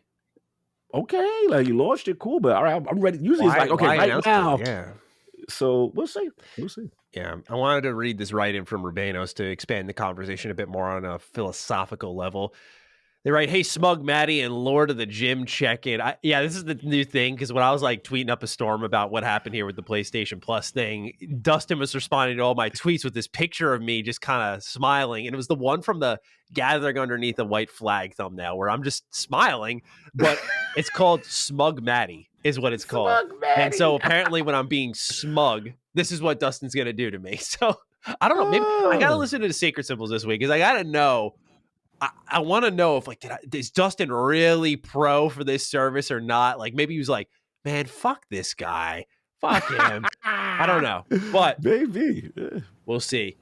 Anyway, Rubenos writes in, can we talk about the philosophical difference in Game Pass versus PS Plus subscription services, specifically in response to the day one first-party games? Jim Ryan made it clear it makes no sense for PlayStation. He argues that both the quality and profitability of PlayStation exclusive games would be negatively impacted by including them in their subscription services. He obviously doesn't say it, but he's drawing a line between PS and Xbox approaches. What if any impact will PS Plus subscription service have on Game Pass? Do you think the quality of Xbox games will always be scrutinized relative to the free on Game Pass caveat? Does increasing subscription numbers on Game Pass provide enough profit to sustain all Xbox studios in the long term? Keep up the great show, gents, and have a non-violent vessel for love kind of day. I wanted to go through this one here because I do think, again, going back to what I'm most disappointed here is sort of the feeding into console fanboy drivel with drawing the line of we're premium, and if you're giving your games away, it's very heavily inferred that they are less than. And I don't take personal offense to that. These are video games, but I agree. Like PlayStation's putting out bangers. I have a hard time thinking like last year's efforts from Xbox would be considered the great value brand of gaming when it comes to console exclusivity. Psychonauts 2, Forza, Halo Infinite's campaign, Age of Empires 4. I really struggle. Like they're not even my favorite games or anything I was really excited about from Xbox. Like we kind of knew that stuff was coming. The best I imagine is yet to come. But I just don't think even that's like a less than what was offered. And again, I have to just bring up, like, you look at Forza, you look at Gran Turismo, and I don't understand why we're doing this. It reminds me of what happened when reviews for Horizon Forbidden West dropped. And there was a review on Steve Iver that gave it a 6.5. And it wasn't that great of a review. There were contradictions compared to the Horizon Zero Dawn review. But overall, it was still someone's thoughts on a game that was not of the popular opinion.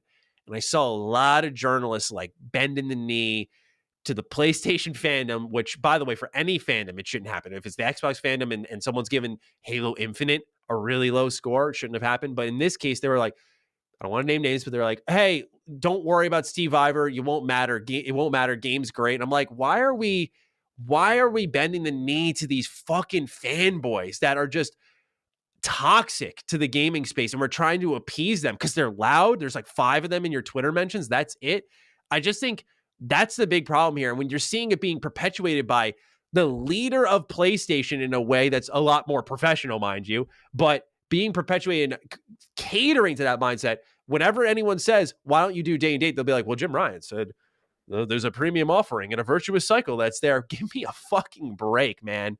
What do you think about this caveat, the differences here, any impact? And do you feel like I feel that a line may have been drawn there on the differences in the products that are being delivered?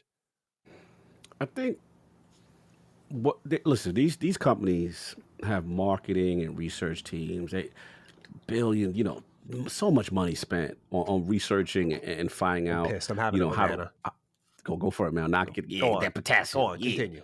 Yeah, I know that. So it's like, they spend so much money and resources for that, and to look at what gamers want, what their audience is, and locking in. And to their credit, I give them this. To their credit, I think they do have a handle on what their base is.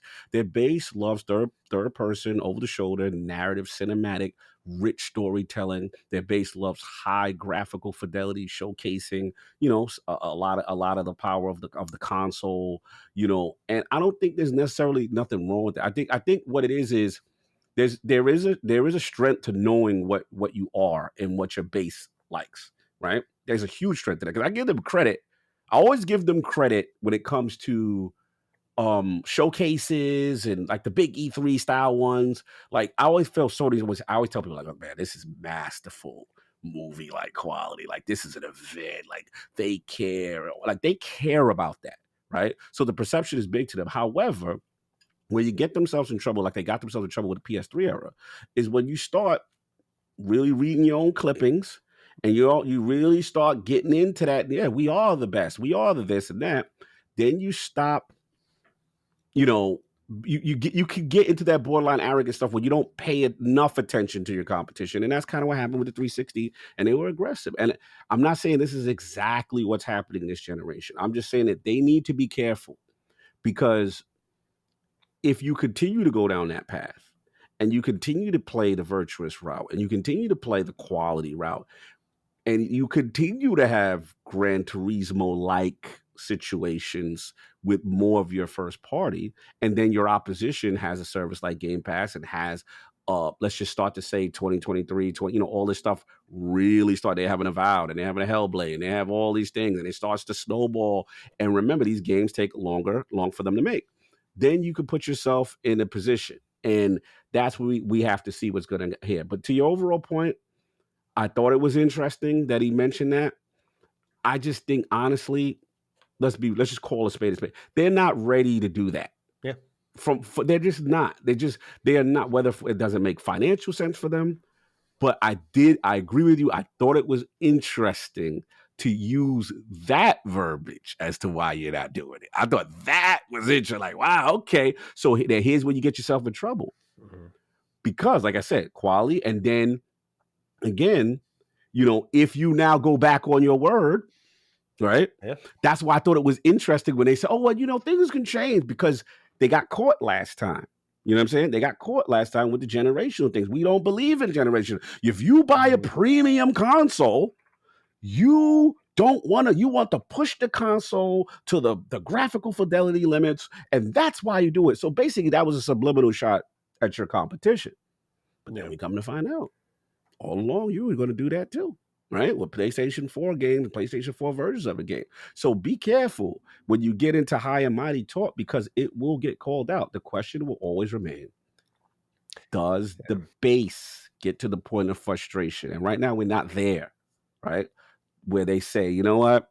Nah, Sony, that ain't it. Mm-hmm. You see what I'm saying? Mm-hmm. That has to happen. I think they're still too successful. They're still too great. You know what I'm saying? For that to happen. And I think that until that happens, then you may see the talk change. So we'll see. Yeah, and Xbox had posted numbers at GDC talking about Game Pass, just for some added perspective here and actually hard numbers. And there was an 8.3 times player lift for recent Game Pass back catalog titles in the 90 days pre versus post entry. So people were not playing them. It was about 1.6 times, it says. Then Xbox brought it to Game Pass, and 8.3 times that amount of players had stepped in.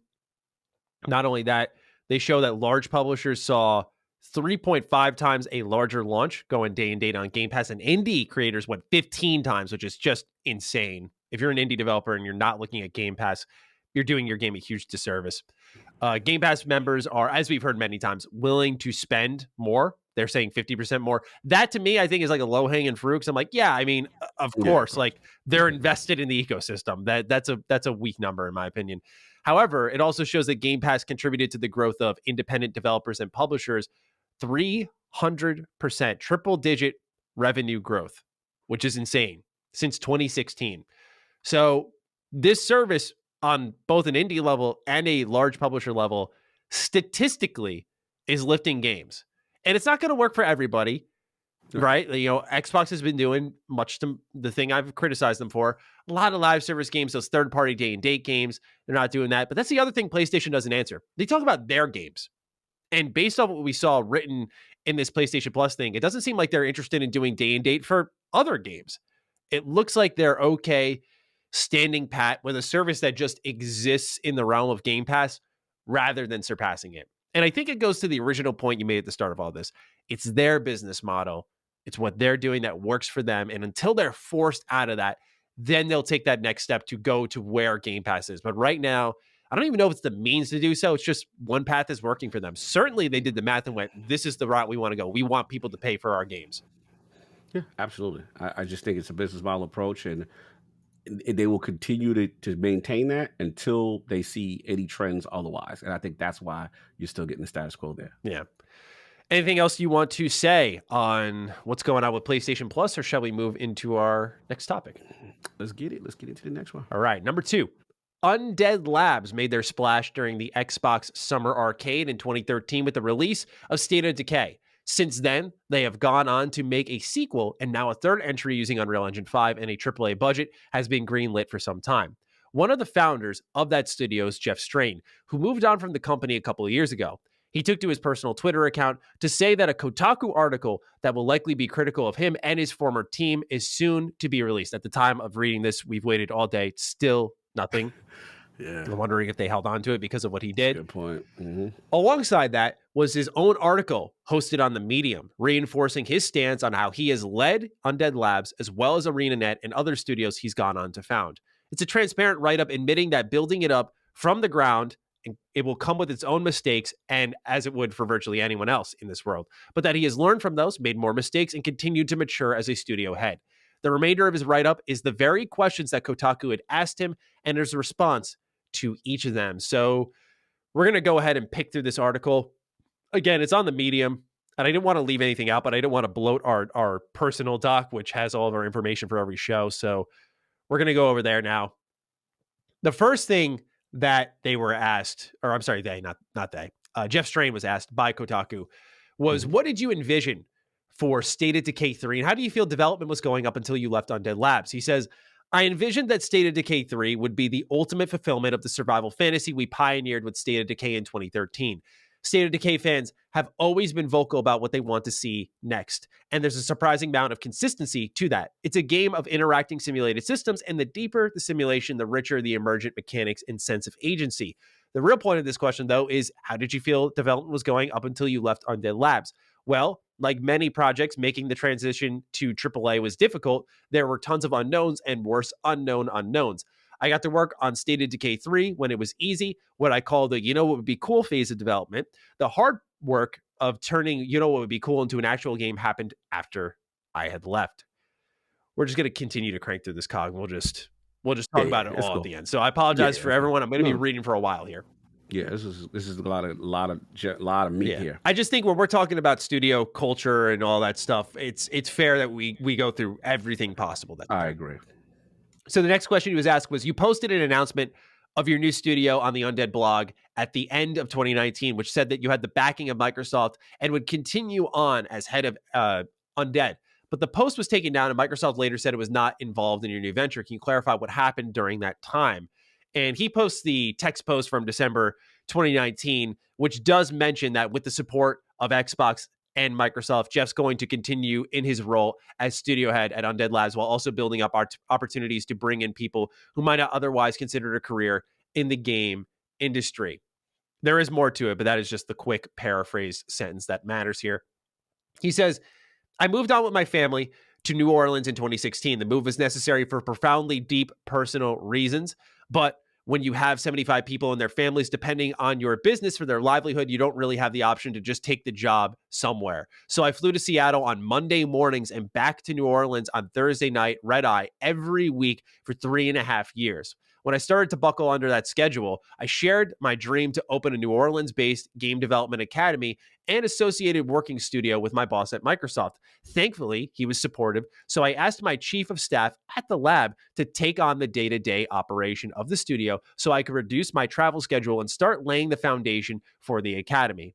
A studio/game development academy was always going to be a personal project, but Microsoft did not object to this new direction. The support mentioned was personal support that Microsoft would not stand in the way of this long-held personal dream, which was later clarified by Microsoft. Oh, and while the plan for the standalone academy didn't survive the pandemic, the mission and goals have been folded into the operational plan for my new studios and their parent company. I'll be talking more about that at an appropriate time. Continuing on. Some staff said you gave a speech on the studio floor shortly before the 2018 acquisition that Undead would always stay independent, and questioned if that was a negotiating tactic to get a better deal from Microsoft. How early did these acquisition talks start, and what changed your mind? He says, first of all, dramatically announcing things to the studio employees is not an effective business negotiation tool, so no on that. There were several strong acquisition offers during my 10-year tenure. It's a funny strand of words there. At Undead, yeah, right? Like it just goes together. 10 years, tenure at Undead Labs. And we had visitors in the studio doing due diligence at various points. I never hid those meetings and actively involved studio leads as part of those discussions. My wife and I declined all offers until the offer from Microsoft. I didn't recall the speech, but I'd be surprised if I had promised we'd always stay independent, as we'd openly been fielding acquisition offers for years. It was clear in 2018 that Undead Labs was going to focus on the State of Decay IP, and the expectations and the initial budget for State of Decay 3 were way higher than anything we had done before. When you open an independent studio, you're personally responsible for it. If you fail a milestone and don't get paid, you have to cover the payroll personally. And State of Decay 3 was going to be way beyond anything we could personally back financially. We needed to protect the jobs, benefits, and work culture we had built up over the past 8 years, and so we were receptive to acquisition discussions with Microsoft. Continuing on, there's still more here. Yeah. Who got the payouts from the sale? Some employees speculated it was only you. Were there any bonuses of any kind paid out to those who didn't have equity? As my wife and I never took any external investments or loans to fund the lab, we held 100% ownership of the studio, but we distributed 20% of the sale to key early employees. One has now started their own studio, and several of them are working with me at my new studios. Just as Undead Labs was initially funded with the acquisition proceeds from ArenaNet, the proceeds from the sale of Undead Labs have funded our current studios and the jobs they have produced. Were there special clauses in the limited integration contract that prevented Microsoft from doing oversight of the studio or directly firing, hiring, laying off staff? Was that agreement substantially different from ones it had with other recently acquired studios? And he says, not to my knowledge, although Microsoft is very protective of studio self-direction, and they never hired, fired, or laid anyone off while I was there. I do not have any knowledge of other studios' contracts. This is the last one. Yep. How would you describe your time at Undead between acquisition and leaving? Some employees said you were already mostly remote by the time and checked out. Let me try it again. Some employees said you were already remote most of the time and checked out day to day. A few referred to you as an absentee father. He says, compared to the first 6 years at the studio, I can understand how some people could see it that way. I poured my heart and soul into Undead Labs. It was extremely hard work getting it off the ground. I gave it everything I had, financially, emotionally, mentally, and physically, to get State of Decay out the door. State of Decay 2 underway, and the studio on a growth trajectory. By 2015, it became clear I had to strike a more balanced relationship with work and bring on a few people to help me run the company. In 2016, I started the weekly travel to join my wife and 5 children in New Orleans. So yeah, compared to my previous level of engagement, it might have appeared I was checked out, but I had to have some help. I just couldn't do it on my own any longer. Cog, I'm sure everyone's tired of my voice. What do you think of what's going on here at Undead Labs, one of Microsoft's own first-party studios? There's a lot going on here. This hits different. Obviously, see, I got the State of Decay shirt on today. Look, I do like this studio, right? Obviously, I love this game, and I'm not going to sit here and act like there are no biases from COG, because yeah, I know a lot of people in that building, a lot. I've met Jeff one time, seemed like a decent guy, whatever. But look, we got to call it what it is. This is when this came across my desk, so to speak. To me, I'm like, whoa, like I rarely see an action like this. And what I mean by that is almost like a preemptive strike for what's about to happen, right? So what did Jeff feel he needed to say? And the vibe I got is whatever this piece from Kotaku that's about to come out would appear to be attacking studio culture, would appear to be attacking maybe the development cycle of this game, would appear to be, and we didn't even get to the part yet because it's such a long write-in, there's more, which is about this HR director or HR person and reports of like maybe sexism or bullying or something like that.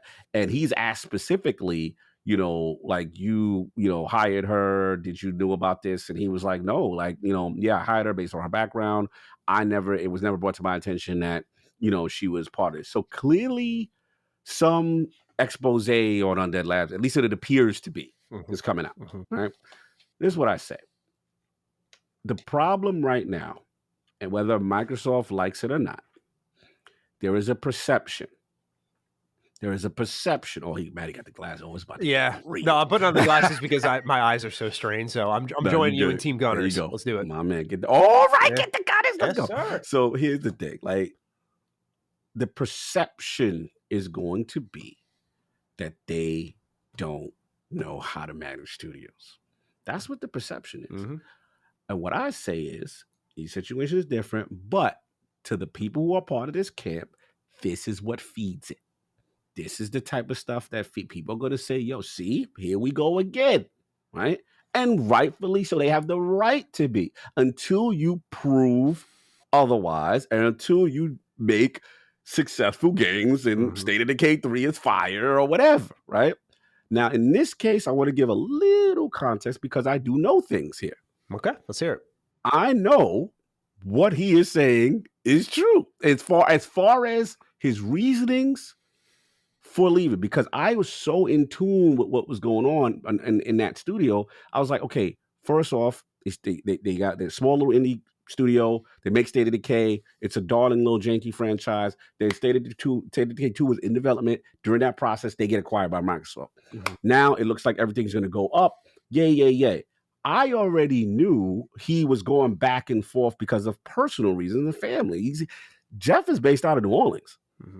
So you're flying from New Orleans to Washington every week with I get it. That part I get, like, completely. Now, whether or not why that was allowed or whatever, that's not my call. But what I will say is, if that is wearing on you and then you figure, you know what, I'm going to have to get the reins up, right? I'm most likely going to get the reins up to someone else. Let them run it. Okay, cool. Now, here's the thing, again, which I do know, which is true.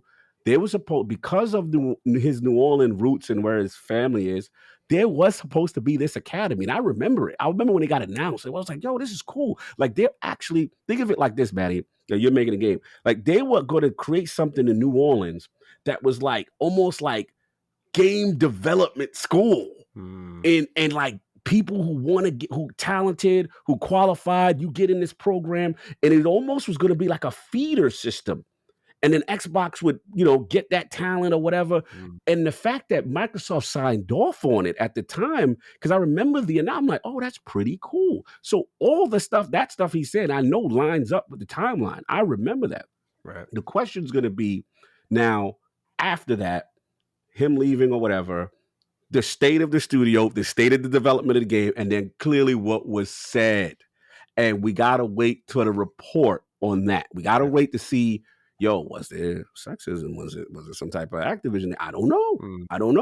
You know what I'm saying? So I can't comment on that. All I can comment is the first part. It's true, but I say all that to say this. People don't care. People going to say, Microsoft, where is State of Decay? What's happening? What's going on? 343, what's happening? What's going on? You know what I'm saying? They're gonna, hey, Fable, what's happening? What's going on? And that's the perception you have. I don't know how to make a studio. I don't know that, right? But whatever it is, you got to change this perception, because this talk is going to get louder and louder until good games come. Yeah. So that's it. My last point before I give it to you is just, I'm dying to know what this Kotaku article has to say, because here's the thing. For him to have to jump in front of this is a big deal. Yeah. I've never seen that before. I've never seen somebody say, hey, Jason Schreier about to put an article on me. Let me tell you what happened. Yo! So what is this article, right? And then on top of that, now, the funny, weird thing is, the article didn't drop. So now it's Kotaku like, he shut down something, a narrative that we were trying to paint. Maybe we got to alter it. So I don't know what to believe on what the narrative part is. I can only speak to what I know from Jeff leading prior to whatever this narrative. I'm gonna give it to you. What do you think? Yeah, I think you hit the nail on the head that there's something that I think the reason he got ahead of it, my gauge of it, and obviously we'll know by the time the article's out. The reason we're talking about it, for those who are wondering before all of that, is because number one, it's very important to just talk about what we know so far about what's going on with Xbox's first party studios, because this is sadly becoming a little more common, but we need to be on top of this stuff. And I think that we are afforded a good portion of the story. And when COG was able to corroborate those things, I think we have liberty to speak about them more. Also, Kotaku has run hit pieces on people within Last Stand, Colin, Chris, where they have a history of this stuff. So sometimes part of my bias here, but I'm a little less willing to give them leeway when I know they're about to publish something like this. I'm not trying to disrespect anyone who works there, but it's just my personal feelings on how they've treated people around me. With that said, I think he got ahead of this because the based off what he's saying, he's like, yeah, it's going to be critical of me. And, you know, like I find it so interesting because we want to build these studios from the ground up. We want to inject new ideas, but I want to know if you agree with this. I don't feel like leaders have the time to make mistakes and develop into the best type of leader, right? The ones who can admit, like, yeah, I fucked up. Like, let's do this right. It feels like we're in such a one strike you're out type of world. Like, I don't know, again, if there's repeat offenses going on here, but I just feel like if the studio isn't, like, we've created such a perception of things need to be perfect, and that we've run away, as I've hammered on some of Jason Schreier's stories, with like the unknown amount of disgruntled employees that talk about the studio culture, when every fucking company on this planet, any company you know, has disgruntled employees, and it's important to give them a voice. But we need to gauge how often this is happening, because I'm seeing it so frequently that every studio is just shit now. Every studio is shit now. And I'm having trouble starting to buy it constantly. And again, I'm not singling out Undead Labs. I am speaking much more generally here, just so that, again, I need to have both sides of the story to say that a little more deliberately. But, you know, I just feel like, as someone who's trying to become what I would consider a leader of a team, you know, I'm trying to learn, and I'm going to fuck up in that process. And the thought that you got to look over your shoulder as you stumble a little bit at the same time, man, that's terrifying. That if you don't get things just right, that people will fuck you in a moment. That's terrifying to me. And I just see it happening too often, where I think, because he knows, everyone knows nowadays, how if you hear where you hear it first is all that matters. It doesn't matter if he comes out, has screenshots, has everything that writes the record. What you hear first matters in today's day and age of social media. You scroll by, you see the one story, you're like, okay, all right, yep, that's what happened. And then you hear Jeff Strain, and you're like, oh, that asshole. Yeah, him. Screw him. And again, I don't want to run away with a story that we don't know both sides to, but my point being is, I'm just very tired of where society's at. And I see this popping up so much, where I think it's important we hear people's stories, give voices to the voiceless, if you will. But I do think we're not giving people the opportunity to develop, learn, and make mistakes. You know, the idea that people can't make mistakes anymore is, again, just a terrible factor of social media, where every mistake is blown out of proportion. In fact, I saw developers commenting on Kotaku and the current journalists' ability to run stories with very small amount of voices, when, like, let's say it's two people who are pissed off in a group of 100, you hear more from the two people than the 98 people who are happy. That's a good point, and too. It's just, I'm probably venting frustration to the wrong topic, because, again, this could come out, this could be an Activision thing, and it could just look really bad for me. But I hope people understand, I am just talking about the kind of culture of learning, developing new things. Like, we can't want new ideas, new leadership, new things, and have veterans at the top, but not allow them to make mistakes to become vets, right? Vets are made from recovering from mistakes. Like, I could go on a little bit, but I want to dish it back to you on how you're feeling on a more positive note here on what is being said about State of Decay 3 and where it's at in its development, where he seemed like it's very ambitious, that Microsoft is very hands-off, like they haven't hired or fired anybody. Like, it seems like they're very much doing their own thing, and that this has moved into true next-gen development. It's not, hopefully, going to look like the jank. It's going to look completely different from the janky State of Decay 2 if it goes according to plan. How do you feel about what was said about State of Decay 3 here? Yeah, I mean, again, Jeff just corroborated all the stuff that I had known or heard because I asked straight up. Obviously, I know people in that building, and I said, look, I love this game. Like, so I'm super packed. Like, yo, what's going on? When Jeff left, I was like, yo, what's going on? I was very concerned, right, at first. And what was told to me at the time was like, look, just family, man. It's just all it is. I was like, you sure? I'm looking for the dirt. I'm like, what'd he do? Mhm. You know what I'm saying? Like, what was going on? Like, and it was like, nah. It was like, look, man, everything he said, I do that. I was like, oh wow, he's putting his own business out there. It was like, yo, I'm traveling from New Orleans to Washington. I got a family. He's based out of New Orleans. I know that for a fact. Mhm. You know what I mean? So that part right there. So when it come down to the future, to your question, so I was like, well, what happens to the studio? Like, what and the vibe was like, look, he made sure, this is what I was told. He made sure that they were in good hands on his way out. Mhm. And that they're good people. Now, with that being said, I'll give a caveat. Yeah. That even though it's in good hands, remember when you start something, right? Let's say Strain starts something, Strain got all these people that he hired, whatever. Then you entrust it to someone else, right? Now, the new person who got the title, he may go, okay, I like 60% of this right here, but you know what? Because he mentioned a thing of what will be cool phase, right? Stray mentioned, he was in a part of development of State of Decay 3 of the ideas of what would be cool, but he left before what would be cool could be implemented, And right? by the way, I can speak on a personal level, can change drastically. That's what I heard. I heard that the new people of what, not everything of what could be cool was going to be implemented from his original vision. Typically, that's what happens anyway. Right. But And then now here's the thing. Now the people who were left behind that may be calling him absentee father, and rightfully so, they may say, yo, I signed up because we liked his what would be cool. right. You see what I'm saying? Right.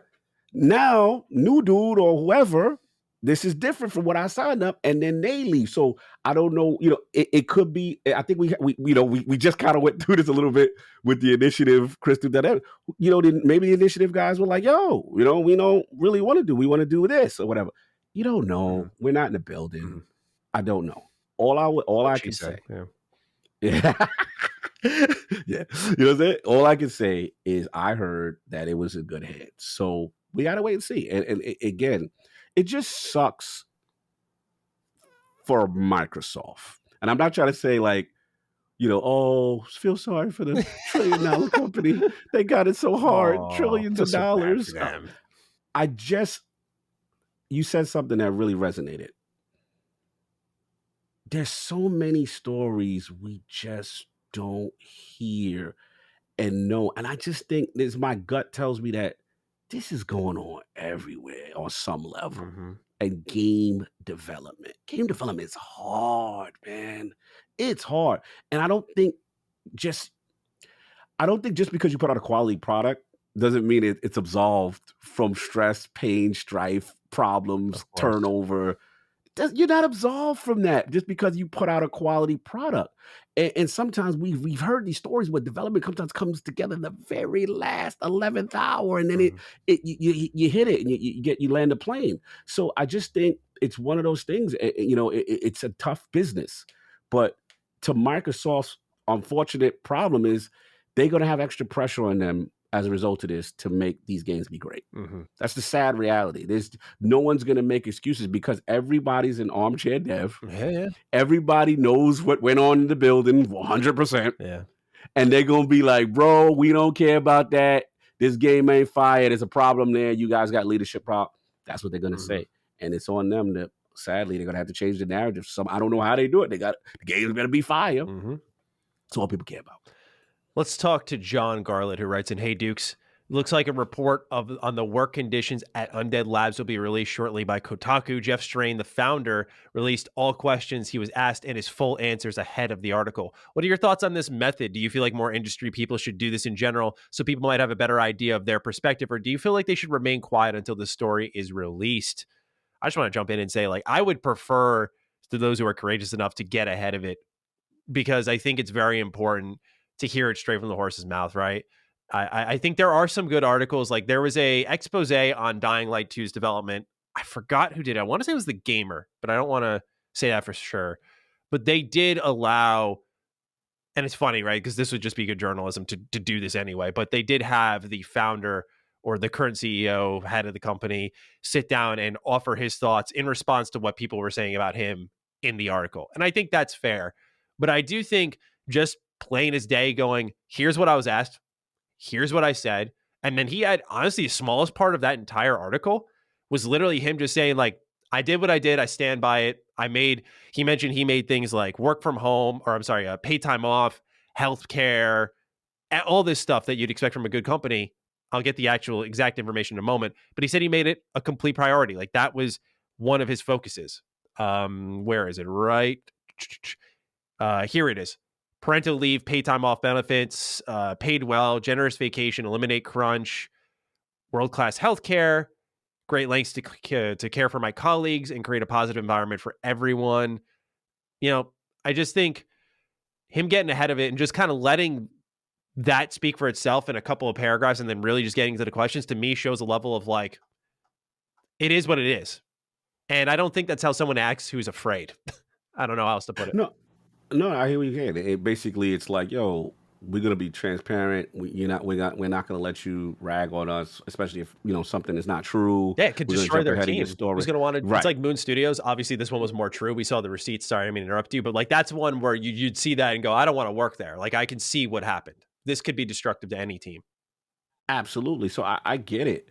The only time where it would be a problem is, let's say you have a Robert Kotick situation, and if some, God forbid, by the time of this recording, the article comes out and there's really some nastiness. Yes. Right. And if there's nastiness, then, it doesn't really matter. You know what I'm saying? At that point, it's going to be, you jumping out is going to be, minimized. So they're in a tough spot. Regardless, you're in a tough spot as a head of a studio, because part of you is like, yo, they don't need to know the inner workings or whatever. We know the truth, but I'm torn. Matty. I'm torn. I don't really have an answer, because it's like, there's a part of me that if you do come out and you say it, here come the armchair devs again. All you had to do, bro, is da. You know what I mean? And it's just like, I get why they're so close knit sometimes and close to vest, because the age that we live in, people will tear you apart, bro. Like they will tear you apart. Like it's just how we are. Negative news sells, bro. Nobody want to hear about the positive stuff unless the game fight. And that's it. So that, that's just it's a tough industry, bro. I don't know. But to your credit, I'll say this. I respect when a dude jump out in front, though. Yeah. Me personally, as a man, I respect. Yo, this is about to happen. This is what happened. I know they're not obligated. That's not in their contract. They don't. So I do respect people jumping out in front of something to be proactive, to defend something. And, we've got to see what's going to happen. That's all. Yeah. Yeah. I definitely will make sure we get the other side of the story, but absolutely. I feel like a lot of it's kind of been said here and already said through their workforce. So again, we will see. We will do our diligence and make sure we follow up, but that's what's going on. There's got to be a follow-up. Absolutely. Yeah, this is a hot one. Absolutely. Hopefully it's nothing catastrophic. Hopefully, yeah. That's what I'm saying. Else, of course, what I said earlier will definitely be taken out of context. Matty supports blah, blah, blah. I'm sure. Number 3, another fun one here. Bethesda recently made an announcement that at face value is not much, but upon deeper inspection opens up many possibilities. The announcement comes in the form of a brand new partnership between Bethesda Game Studios Austin and Double 11. Double 11 is a UK-based independent developer that formerly worked in an exclusive capacity with PlayStation until 2012. Now that studio has revealed it's teaming up with BGS to work on Fallout 76 and bring new content to the game starting at the end of 2022. This partnership began in 2020, but is now at the level where Double 11 is openly hiring people to work on their team for Fallout 76. With that comes the question of what's next for Bethesda Game Studios Austin. While they remain hard at work on supporting 76, some of you may recall digging we did on a previous episode of Defining Duke. The Spy Team trademark was recently upped by ZeniMax for 2022, and based on job listings, it looks like it could possibly be for this very studio, Bethesda Game Studios Austin, that is handling said new IP. Furthermore, this will free up talent to allow for Starfield to make its push to the November 11th, 2022 finish line. I thought this was one that a lot of people, and this is Bethesda's mistake, honestly. They announced it through the 76 pipeline when I think it should have been a more broad Bethesda-based announcement. Like, here's our new partner for 76. But they announced it through the Fallout pipeline, so a lot of people saw this and went, oh, 76, like, who gives a shit? And they moved on. But there are so many things at play now because they have extra hands on deck, not even just for 76, which I'll take the L on, by the way. I was calling this game Dead Man Walking. You're bringing help and you're hiring for it? I was wrong. I take my L. I take my L. I've been the knee on this one, right?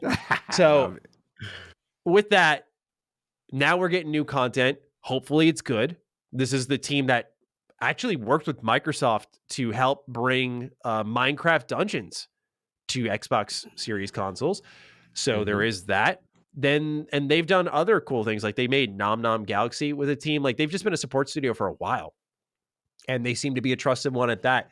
So I think this is a wise partnership with Bethesda. Clearly, they've been working with them for a while, since 2020, around the timing of said acquisition. So it's funny, the timing, the companies, the interconnections here, maybe something at play between Microsoft. But there's a lot I want to talk about this, Cog. What do you think about what's going on with Double 11 and what it does for Bethesda Game Studios Austin? Sidebar. Every time you was reading Double, I just kept thinking the 7-Eleven is helping. I was wondering why you were laughing. Like as I'm reading, I can see you behind my iPad, just like chuckling. Yeah, it's just I don't know why I kept thinking of 7-Eleven. It was I've never heard the Double 11. It was salute to nice slushy assistance over at Double 11. Marketing deal in Fallout 76. Yeah. I was joking. But now look, support studios. I love that stuff. I love people getting the help they can. I'll be brutally honest. Hog does not care about Fallout 76, just to be brutally honest. But I am understanding of a base that probably needs content and help. But all I cared about was the last sentence, which was, and this may potentially free up talent to allow for Starfield to make its push for November 11th, 2022. That's all Cog cared about, because Cog is the Starfield guy. I am so excited. I know the internet. I'm not allowed to be excited. I know. You're not allowed, because I didn't see the gameplay. How dare you be excited? You see nothing. Don't you know the rules around here? Come on. Yeah, I know. Sorry. Forgive me for my excitement. But that's I'm not letting y'all stop my joy. I'm going to be every vertical slice, every concept art, Cog is hype. That's just where I'm at until I'm proven otherwise. This is my most anticipated game of the year. Same here. Period. Same here.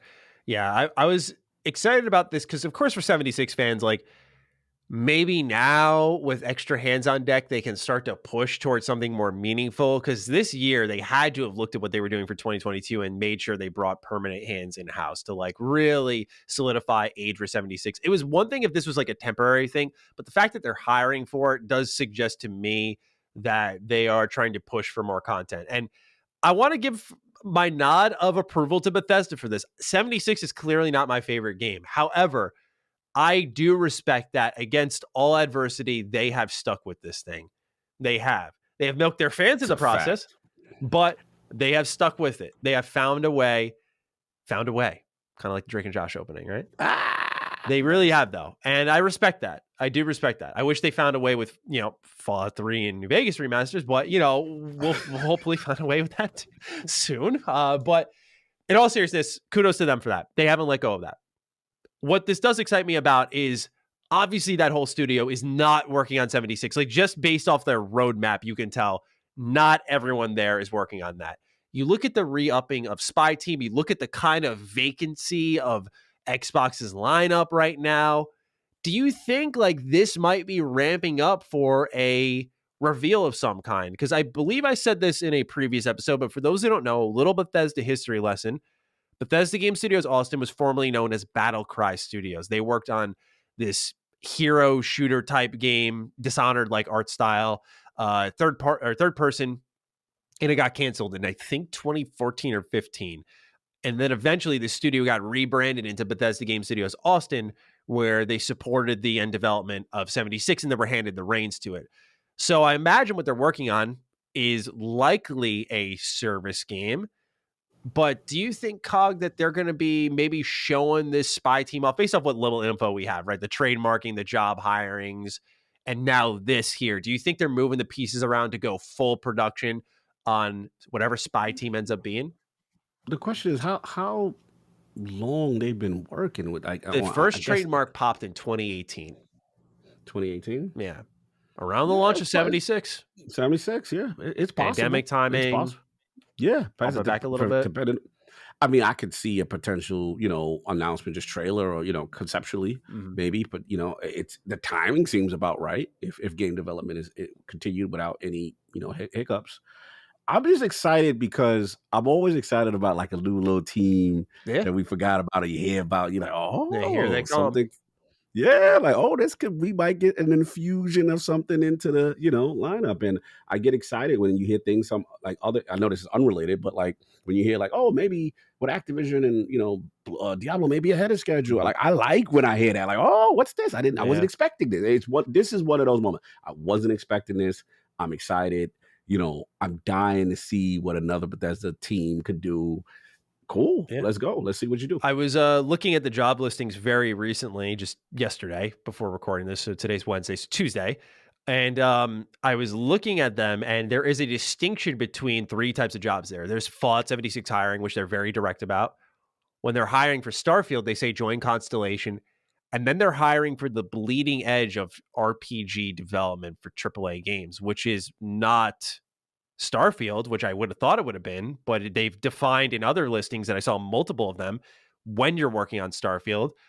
So I'm not sure at times if it is going to be live service, because for those who aren't like me and have like studied Bethesda for years, they've used bleeding edge as far as I can remember. Like they have always put bleeding edge in they put bleeding edge in Fallout 4, which as much as I adore Fallout 4, it was not a bleeding edge RPG in any respect.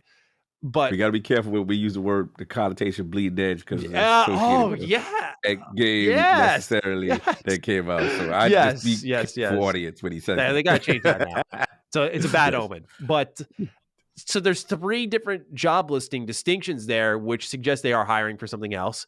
And I'm wondering, I think one of the biggest mistakes when they started bringing these support teams in for Bethesda Game Studios was, instead of making another Bethesda Game Studio style game, single player, open world, they made 76.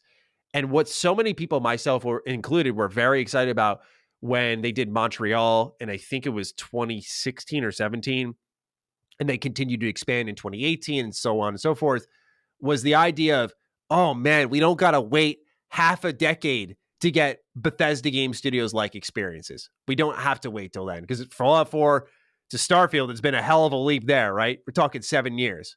It's been a hell of a leap. So I'm not ignoring 76 out of disrespect, but like, that's just not a standard BGS game. Like, those gaps are really hard to stomach.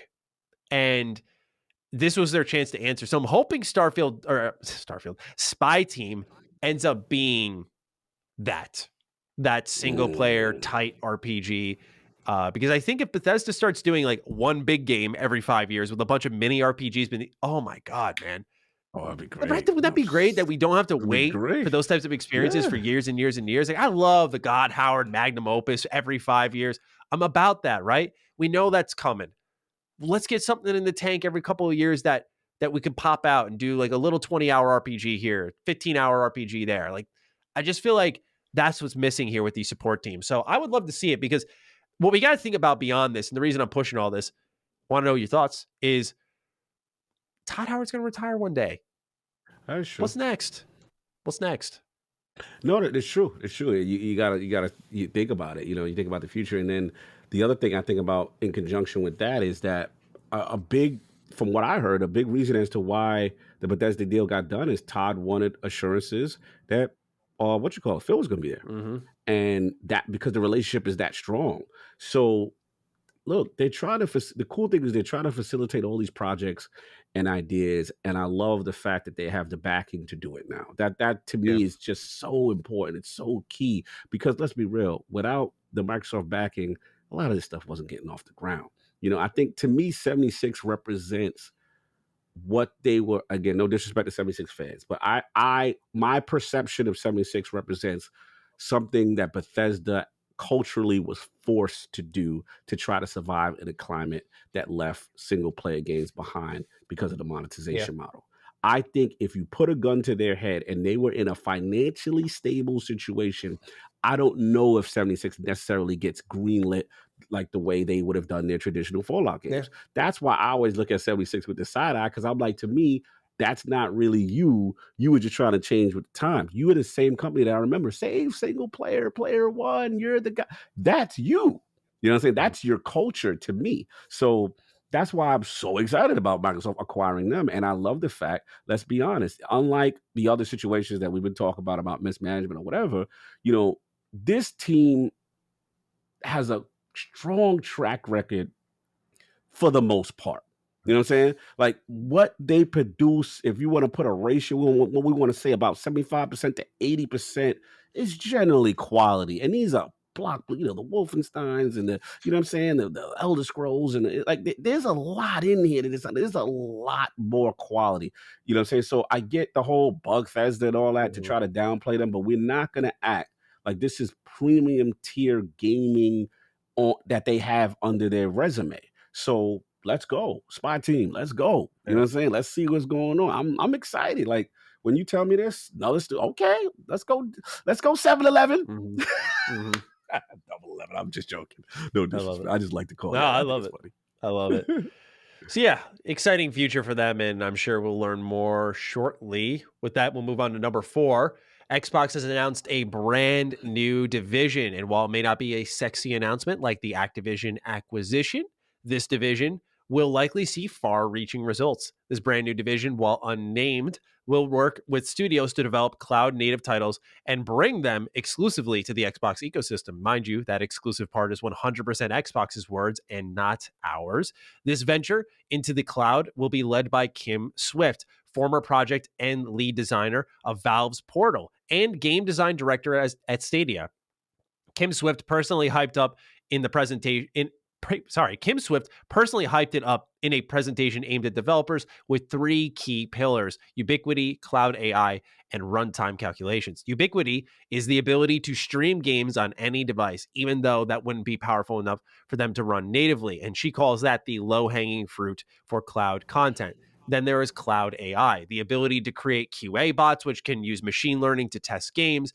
Also, the toxicity filters and detection could be put into there, and as well as using machine learning to improve games that have procedurally generated features. Lastly is runtime calculations, which increase the horsepower at runtime, leading to improved graphics rendering, AI agents, randomization, destruction effects, so on and so forth. Rumors have lurked around about many cloud-based startups for Xbox. One such being an MMO that was reported to be exclusive until it was then later reported by GamesBeat's very own Jeff Grubb that Xbox pulled out of that deal. One that has seemingly remained steadfast is the deal of intent signed between Xbox and Hideo Kojima to work on a cloud-based game together. Flaunty writes in, "Hey Dukes, do you think people will actually play Xbox cloud games, or will it forever be a novelty no matter how good the experience gets?" Cog, I know you're a big cloud guy. You're playing Forza Horizon 5 on the cloud this week. So how do you feel about this division set up to nurture partnerships in cloud-based video game development? Question before I answer this. Sure. We didn't have anything on ID at Azure, or did we? Because We I was going to get to do. that. That's We at do. Okay, so I'll number. leave that alone. You can no, Yep. you can roll it in. That's Okay. at number 5. You can roll Okay. that in together if you want. Yeah, no, yeah, I was just basically gonna say, like, to me, I look, this is whether people are against it or not, this is where the industry's going, Mhm. right? And I get it, people like, yo, it's not ready yet, and but for some people, they have a fantastic experience right now. You know what I mean? And for some people, whether it's proximity to the server farm, whether it was your 5G or what have you, like, bro, I was in the doctor's office today. I'm playing. I'm at my appointment. I'm playing Crusaders Kings. I'm playing Forza Horizon. I'm playing all this stuff. Like I'm having fun. I'm like, yo, as a wait. Great. Here come the Kishi. Yeah. You know what I'm saying? Like, I'm not even stressing it. You know what I'm saying? So that's where I'm at. And I got a bit very impressed. I haven't logged in a while. And I was just like, wow, this is really improving. Like it's better each time. So yeah, to this is where they're going. And the way I look at this is twofold. One, future prepping, right? For where the industry is going to go and where technology and infrastructure is going to go. And then two, the big thing is to me is the ID Azure thing, because as great as all this is and cloud potential gaming and all that stuff, I look at it at the independent developer level. I look at Matty starting a game and I look at like, yo, he would, no disrespect, would never be able to afford the budget to have these tools that, you know, Obsidian is about to get, you know, from Microsoft to use Azure cloud functionality in his game. Yeah. And to me, that's the exciting part, because it's like now the smaller guy, he's got a shot with these tool sets and these things that they're planning to do. I love hearing about AI. To me, I think AI is the most underrated aspect where we haven't had generational leaps yet.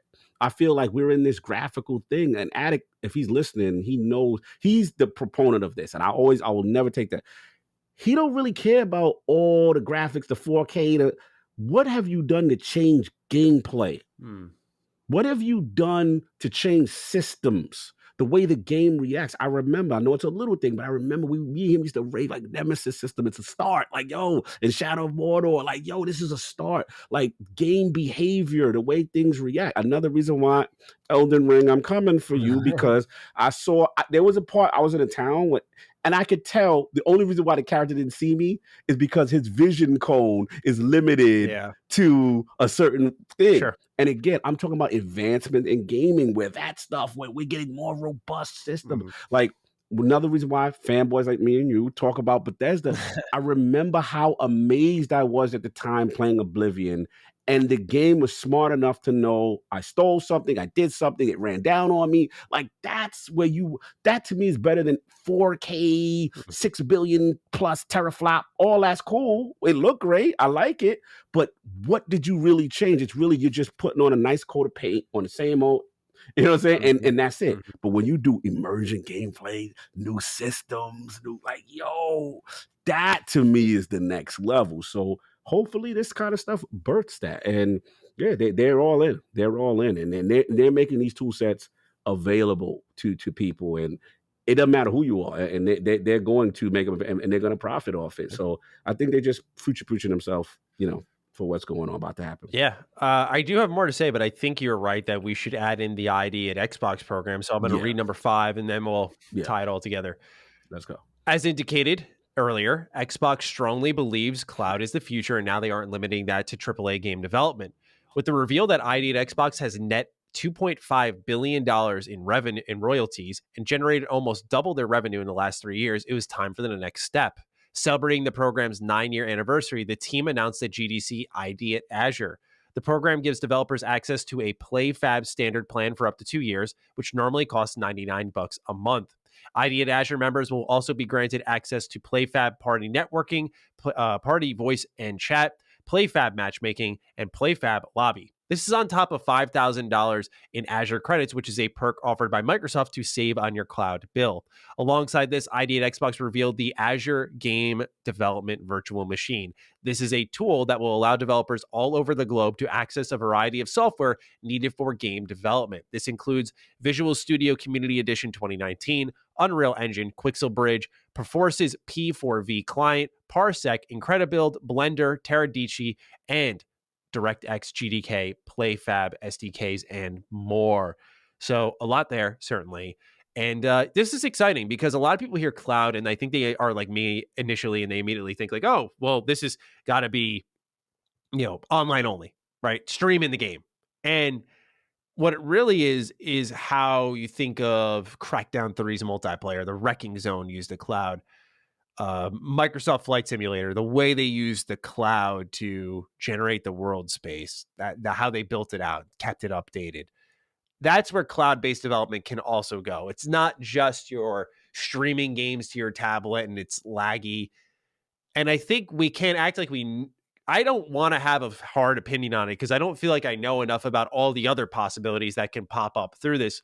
I know when the MMO was rumored through Jeff Grubb by Xbox before they had apparently pulled out on that deal, that he was saying that there would be things you would do like on your phone to keep farming, and then when you go home and play, you'd be able to do other things. And I think we're going to start to see that almost companion approach at first is what I'm expecting.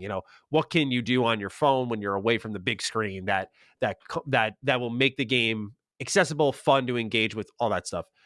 But I'm like, Cog, you brought up a great point at the start of all this with AI.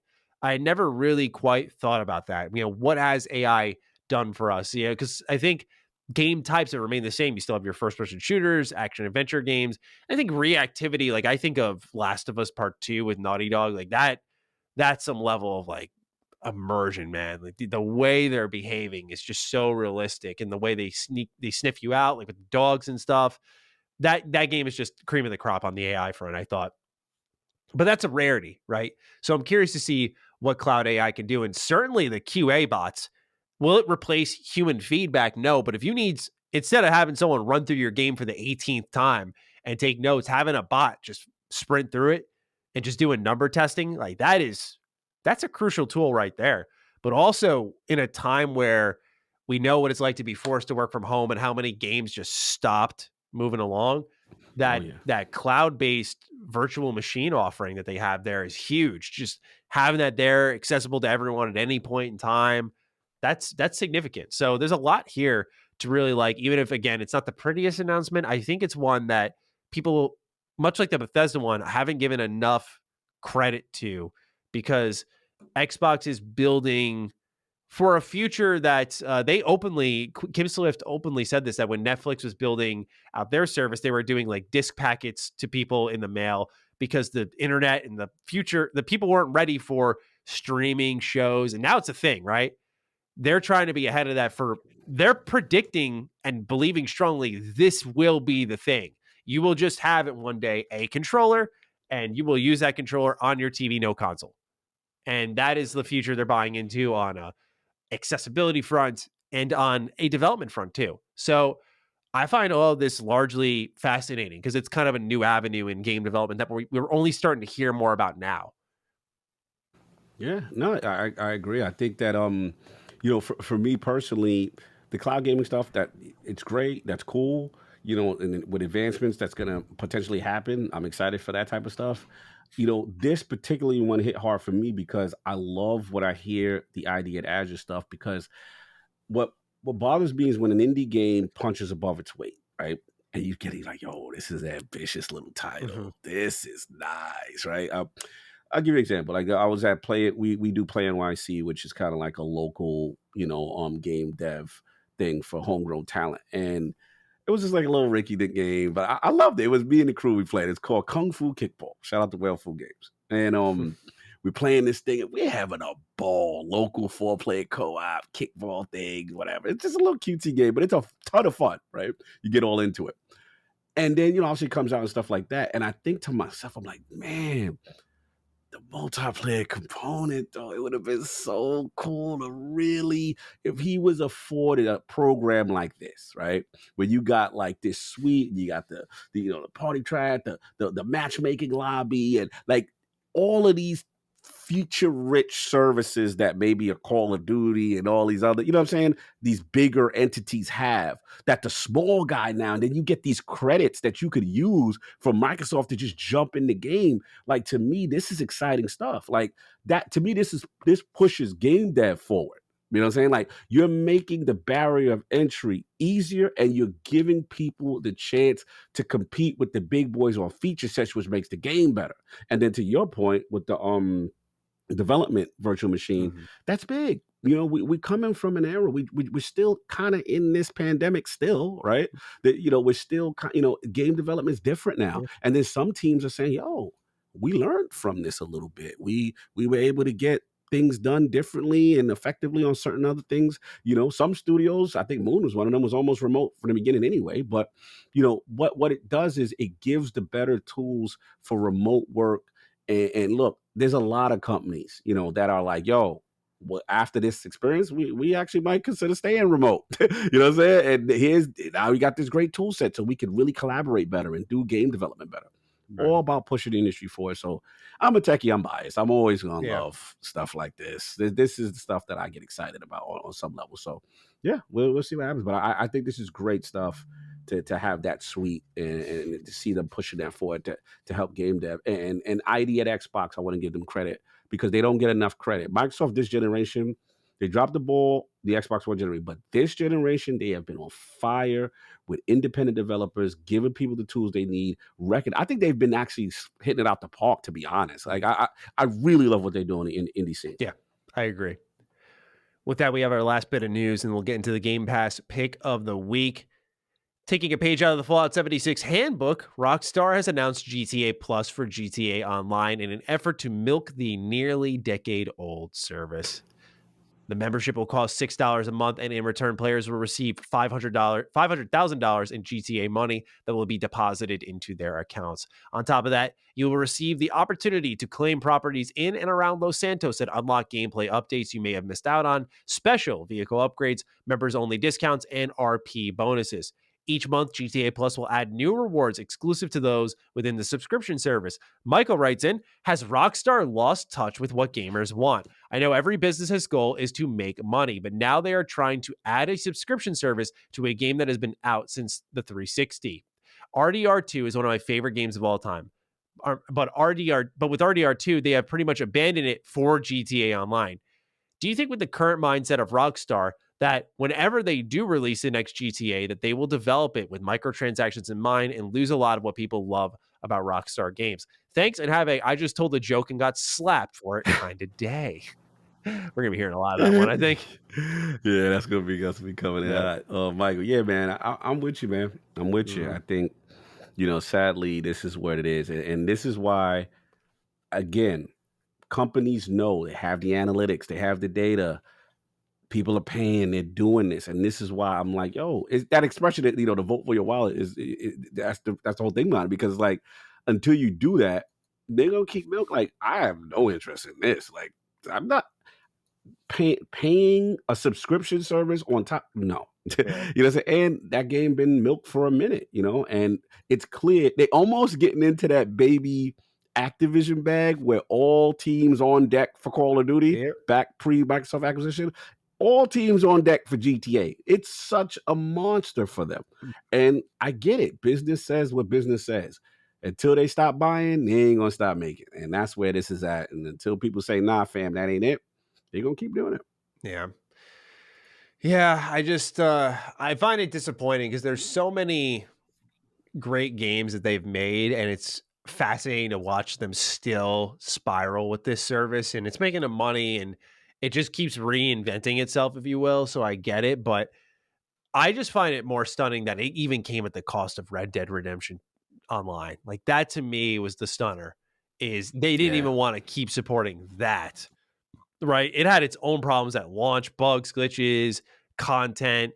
They went dark on that success of a game for GTA Online, which to me is just, that says all you need to know, right? That says how much they're making off of this game still. And Michael, I think you're right, because I can't fathom with the money they've made here that they don't want to have the next GTA be not really just the next GTA, the next leap in GTA Online experiences. That's what it is. And I respect it for hanging around for so long and what it's done. And I know it's fun. There's no denying that. But yeah, we're not going to tell you. I just feel like it's holding back what made Rockstar so popular. Like, think about, you would never see this now, by the way, but think about how often they put out games and the quality of them. Max Payne 1 and 2, Bully, the early GTA games, man, they were just firing away. And game development was different back then, but you got to take an honest look at where this company's at and what their real focus is. They've released GTA more than individual games in the last decade, like a re-release, GTA more times than individual games in the last decade. That's sad. That's really sad. Like, it's a great company, clearly, in the terms of like their output. When you get a game from them, you're getting a pretty significant high quality experience at the bare minimum. But is that, I again always say, timing is everything. that we don't talk about in games. And Rockstar can create their own window, but they're running into the same corner or they've been in the same corner that FromSoft is in now, Bethesda Game Studios is certainly in. Many other companies are there, which is, we have a lot of series that people really like, and we're going to let most of them die. As a Bully fan, I am personally scarred. So every time they continue to expand GTA, I get a little more annoyed because I know that Bully deserves better. But the rumor is they're working on it, so we'll see. We'll see. I hope so, man. All right, with that, Cog, it's time for our Game Pass pick of the week. You filled this one out, and your pick is most fascinating. Yeah, Crusader Kings 3, man. Mm-hmm. Hit Game Pass I think this week. And I had my eye on it for a while. And these type of games, I really, even though I'm RTS and turn-based, and I don't really get into like the civilization ones as much, right? Those type of, and this would intrigue me. I was doing some research on it beforehand, and I'm like, all right, what is this about? And there is an aspect about me that likes people management. Mm-hmm. You know what I'm saying? There was a game I used to play. It's called This Is the Police that I rave about, and it's like the police simulator or whatever. But this is like, you start off, you know what I'm saying? You're gonna start your legacy, your ruler from this, these old time periods. And what I liked about it is, first of all, salute to them. I won't say off the bat though, the learning curve in the beginning is a little intimidating at first for a person who's never played these type of games before. Like, in the sense of, like, there's a lot going on. Now, what I like that they did is highly advise, do not start this game until you do the tutorial. Do the tutorial. I learned so much about this. Yeah. Oh my God, do not start this game without this, because you ain't gonna know what's going on. So the first thing I had to get used to was the control, because remember, this is a game that's really traditionally a PC game that they designed from the ground up to port onto console. So you're using the triggers as your radio members. There's a little awkward thing where you got to hold down the left trigger, and then it becomes a pointer mouse to add on the screen to go to where you got to go. But the thing I like is, pick your little ruler, whatever, you know what I'm saying, from a certain time period. And then they have like these natural attributes. Some people are good at diplomacy, some people are good at like warfare and stuff like that. So the gist of it is like, okay, you're starting your kingdom. You have this small region that you are responsible, but then you got your vassals and neighborhood countries, whatever. So you're looking to expand, and you can expand different ways. You're like, look, I'm gonna be one of them rulers. I'm gonna rule with the iron fist. I'm gonna go conquer lands. I'm gonna go do this. But then there's other ways to expand the power. You could be like, all right, you know what? In the neighboring country, you know what I'm saying? There's a couple of potential wives I could have. Oh, wives? Moms? Bro, it's deep. Moms? Yeah, bro, it's deep. You could be like, yo, it get deep though. This is when the game got fired to me, right? Of course. You can choose what type of lifestyle, religious beliefs, sexuality, everything is in this game. So you could be like, look, I choose not to give to the Pope or whatever, because I don't believe in this religion. I'm going to start my own. You could choose your attribute perks and your focuses on, I create my own theology. And it's like, I'm whatever, and we believe in polygamy, and my heirs will do this. And then what's dope about this game is it still the end game is, it doesn't end because you die. What happens is you have to also have your successes lined up, right? So you're like, okay, Sir Addict, I don't know if I'm going to give you leave the kingdom in your hands or whatever. But you got to plan out your future, because you obviously will die. But there's so many things. So the cool thing I like, there was 5 things off the top that as a ruler that I could choose. So one was like, okay, rule with diplomacy. I'm going to try to be diplomatic. I'm going to try to, win people's favor and run a country that way. I could choose stewardship, where I could be like, yo, it's all about the wealth and the gold and how I make the most gold. I could be a person who tries to get secrets and dirt and stuff on other people. There's so many ways to this game, and it's really more of a, and if you don't like the fighting system, you could simulate that. You could simulate the battle stuff if you want. But to me, it's more about the relationships, how people view you, and then the skills that you have in gaining their favor and stuff like that.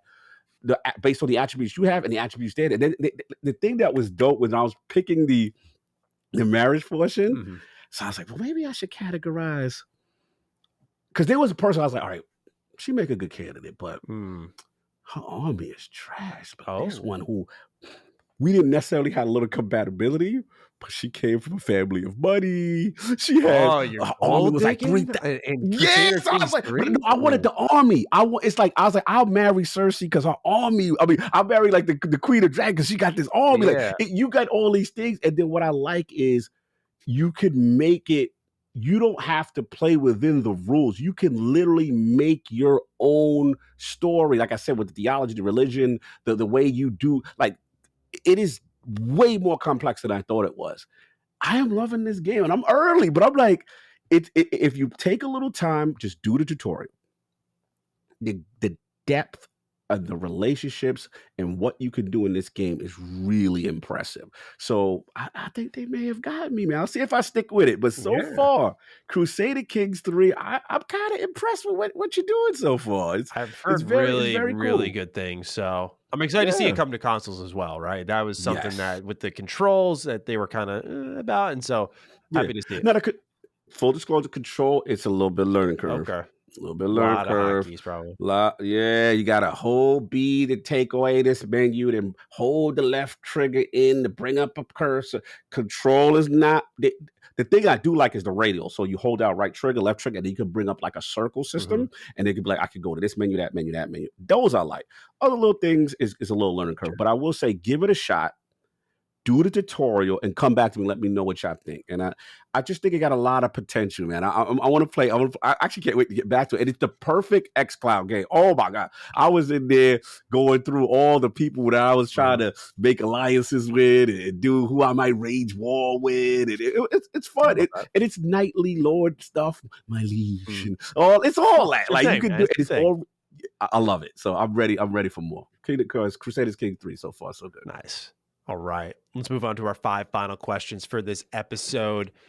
First one comes from Max Gale with a pretty interesting one. Does Microsoft need to acquire more support studios and partners? Double 11, Certain Affinity, etc. This comes from the recent announcement of Double 11 making content for Fallout 76 after their previous work on Minecraft Dungeons, as well as Crackdown 3. I forgot to mention that one. Do they go the Ubisoft route and have all their support studios in-house, hire a bunch of those temp contract workers at a certain location and give them a place to stay? I'd assume quality all around would benefit due to a permanent structure in place, and the woes of creating a new AAA studio, creating new IP would be vastly smaller. Not saying to open support studios or buying ones you've already worked with is easy by any means. Kyle, what do you think of Max's thoughts here? Do you think Xbox needs more help on the support front? We're talking post-Activision, of course, here. Looking at the lay of the land. I'm going to stick with my thought that I said that it only makes sense for them if they give them a project and they prove that they can execute. So we'll see what happens with Crystal Dynamics. Yes. You know what I'm saying? Yes. That's where I'm at. Just prove that whatever work you're given, you do an excellent job. And I think you raise your value, and I think that makes sense for them to just blindly just throwing it. And because the only way I see them blindly throwing out the money is when you're already this established entity, you're already an Obsidian, you're already a thing, anybody else. I don't have a problem with the wait and see, prove it model. Yeah. Prove it. Yeah, absolutely. I'm right there with you. I think that after Activision, they should have enough support studios in-house where Bethesda already had their studios just cross-collaborating. I imagine Activision will run much of the same way. Xbox certainly does. We know the Coalition helped out 343 with Halo Infinite. So, I feel like that type of stuff already exists, plus bringing in more support studios. It's never a bad thing, but I'm pretty against the idea. I like teams smaller, tighter, because I like a hierarchy personally, and I don't say that as like a dominance perspective, but I just think that we've seen too many games get corrupted by an injection of too many ideas. It tries to spread itself thin, do too many things. Everyone's being listened to, heard, and you get worse games for it. That's just the sad reality of it. So for me, if they're there to just kind of grunt work it, like, yeah, hey, you're just making the thing. We got the ideas. It's all handled. Design's not changing. It's in place. Please put it together with what we have made here. Thank you. If it's going to be that, yeah, sure. Bring in more. Get the games out quicker. Get them tested properly. All that stuff's great. Yes. But what we've seen with Halo Infinite, and really 343 as a studio, is what happens when you contract too much, right? Remember that the people would leave after X amount of months, and their work would just sort of be left, and people would have to pick it up, and it would just be a very confusing development process. And it was one done to save money, of course, but definitely there is a power to keeping them around permanently where there isn't that impending contract and rush to finish that work, and that ideas could continue to be developed in-house from that very person instead of just abandoned as they go on to the next job. So no, I agree from a continuity standpoint. Yeah, for sure. All right. Let's move on to the next question. This one's totally for you. JPZ890 writes in, "Hey, Duke boys, wanted to know your thoughts on the Tekken Netflix anime series, as this was not mentioned on last week's show. Hopefully my boy Huarang makes the cut so the rivalry with Jin can continue. Thank you for everything you do, and have a Mr. Rage Art, and that cost me a victory kind of day." Word. Yes. That's Tekken talk. Yes. That's Tekken talk. Cog, you're a Tekken guy. In fact, according to your Twitter location for a while, you were located in Tekken. You had like XCOM, I think it was Destiny, Marvel, and then Tekken. I want to say was your Tekken is hard. Tekken is whenever the new Tekken come out, everything stops. It stops. Like that's how much I love intense. Tekken. So how are you feeling about Tekken? Man? I tell people all the time. I know everybody says definitively PlayStation 2 is the gold or 4. It will always be PlayStation 1 for me. Like PlayStation 1, I have and Tekken is one of the main reasons I bought a PlayStation. Like I love that franchise with all my soul. Yeah, man. So, I was a late adopter. 6 and 7 were okay. Oh, you came really late. I love Tekken 6 though, bro. The story mode for that game was awesome to me. Oh yeah, that was a good accessibility one. I've gone back and played like Tekken 4. I played that on my PS2. Yeah. But Tekken 6 and 7, I love Tekken 7 so much. Bro, I was such a fiend. Like I remember when Tekken 5, I believe it was, dropped on PSP. It was almost like a straight port. It was so good. Namco did a phenomenal, and I had Tekken on the go. I did play Tekken 5. I recognize this box art. Yeah, bro, I was practicing on the go before I go to the arcade. Man, let me get started. Anyway, to the question. I love Tekken. Yeah, I'm a huge Huarang fan. That's my number one. He's my main. That's my main. He's so stylish to use. The legs so stylish around. The feet. The legs, the flamingo stance. He's a very complicated character to learn, but once you learn it, the potentials are amazing. I did see the preview for the anime, the Netflix series. It looks good. Looks like they're taking a Tekken 3 origin approach for the story, as opposed to Tekken 1, which is Jin Kazama. And Jin he's the fanboy, he's the favorite, he's the pretty boy. I get it. But I hope Huarang's in it because because he's technically Jin's rival. But the approach that I see them going it is that Tekken 3 happened and he was born. He's the son of Kazuya and Jun, and Jun is in the trailer. Olga comes, looks like kills her, and then Jin's gonna have to learn from Hayashi, which is canon for Tekken 3. I didn't see Huarang yet, but it looks decent. I'm not gonna say I'm like, all right, I'm willing to give it a shot because Tekken historically has not done the greatest live action movie. I didn't know they even did those. Really? Oh no, terrible. Oh no, worse than Mortal Kombat. Another one.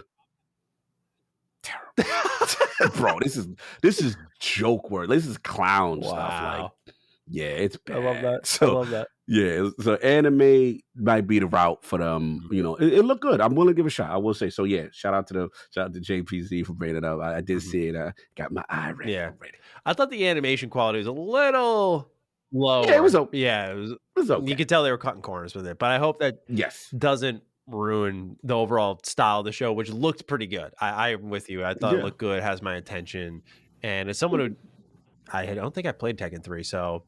To me, that stuff you were describing was new to me. Yeah, Tekken 3 that was the game that took that series to the next level. That was the definitive jump. And again, PlayStation 1, that port was phenomenal. I was very impressed with how the PlayStation 1 they were able to pull that. They were doing arcade perfect ports.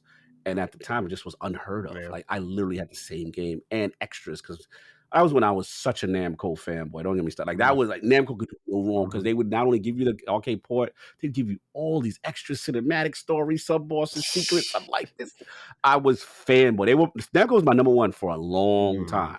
Trust me. And they started making anime spin-off games, and down it went. The mighty had fallen. Yeah. I always liked Lars in Tekken. He's moved up to my number 2. Lars is cool. Yeah, he looks straight out of anime. He looks like they saw Resident Evil and went, yeah, give Leon Kennedy long hair, and that's what we got right there. Oh yeah, very good character. So excited to see more on that. Wanted to put that in there for you. Anthony Junker is our next write-in. Hello, Matty and Cog, longtime listener, first-time write-in, as I've recently caved and joined the Patreon for access to DDU, which has been worth it. Love to hear it, Anthony. Matty, I've been following your channel since the build-up and release of Fallout 4 and Cog. I just wanted to say you are an absolute delight to listen to and an amazing addition to the podcast. Hell yeah. I wrote into Ham Radio Podcast years ago and posed a simple question to Matty and Noah. Now, Cog, you can imagine my fear when I read this because, when I was first going through, I'm like, oh, God, what stupid shit did I say when I was like 17? And I remember this question: feet for hands or hands for feet? Today, I'd like to pose something a little bit less silly. If you could have a 30-minute chat with any person that ever lived on Earth, alive or dead, who would it be? Keep up the great work, boys. And I hope you have a forgotten identifying document for the DMV appointment kind of day. No, man. That's pain. Them lines and now serving, and then you get there, you don't got what you got. Yeah, that's a good one. That's a good one. That's pain. That's pain. That's a good question, man. Damn. Any person, alive or dead, 30 minutes. There's so many options. So many. I have like ones of morbid curiosity. I have ones of like. Give me yours.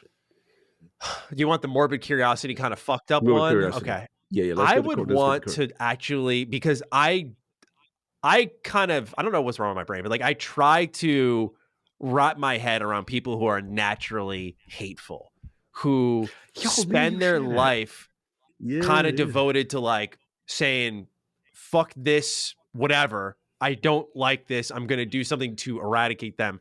So one of my picks would genuinely be, and I hope people understand where I'm coming from. I would actually want to like talk to Adolf Hitler and be like, I know what's wrong? What happened? Like sit down like someone who's, why are you doing this? What's going on? I know there's books and stuff like that diving into it, but like a one-on-one, I'm in a chair, like 60 minutes talk, right?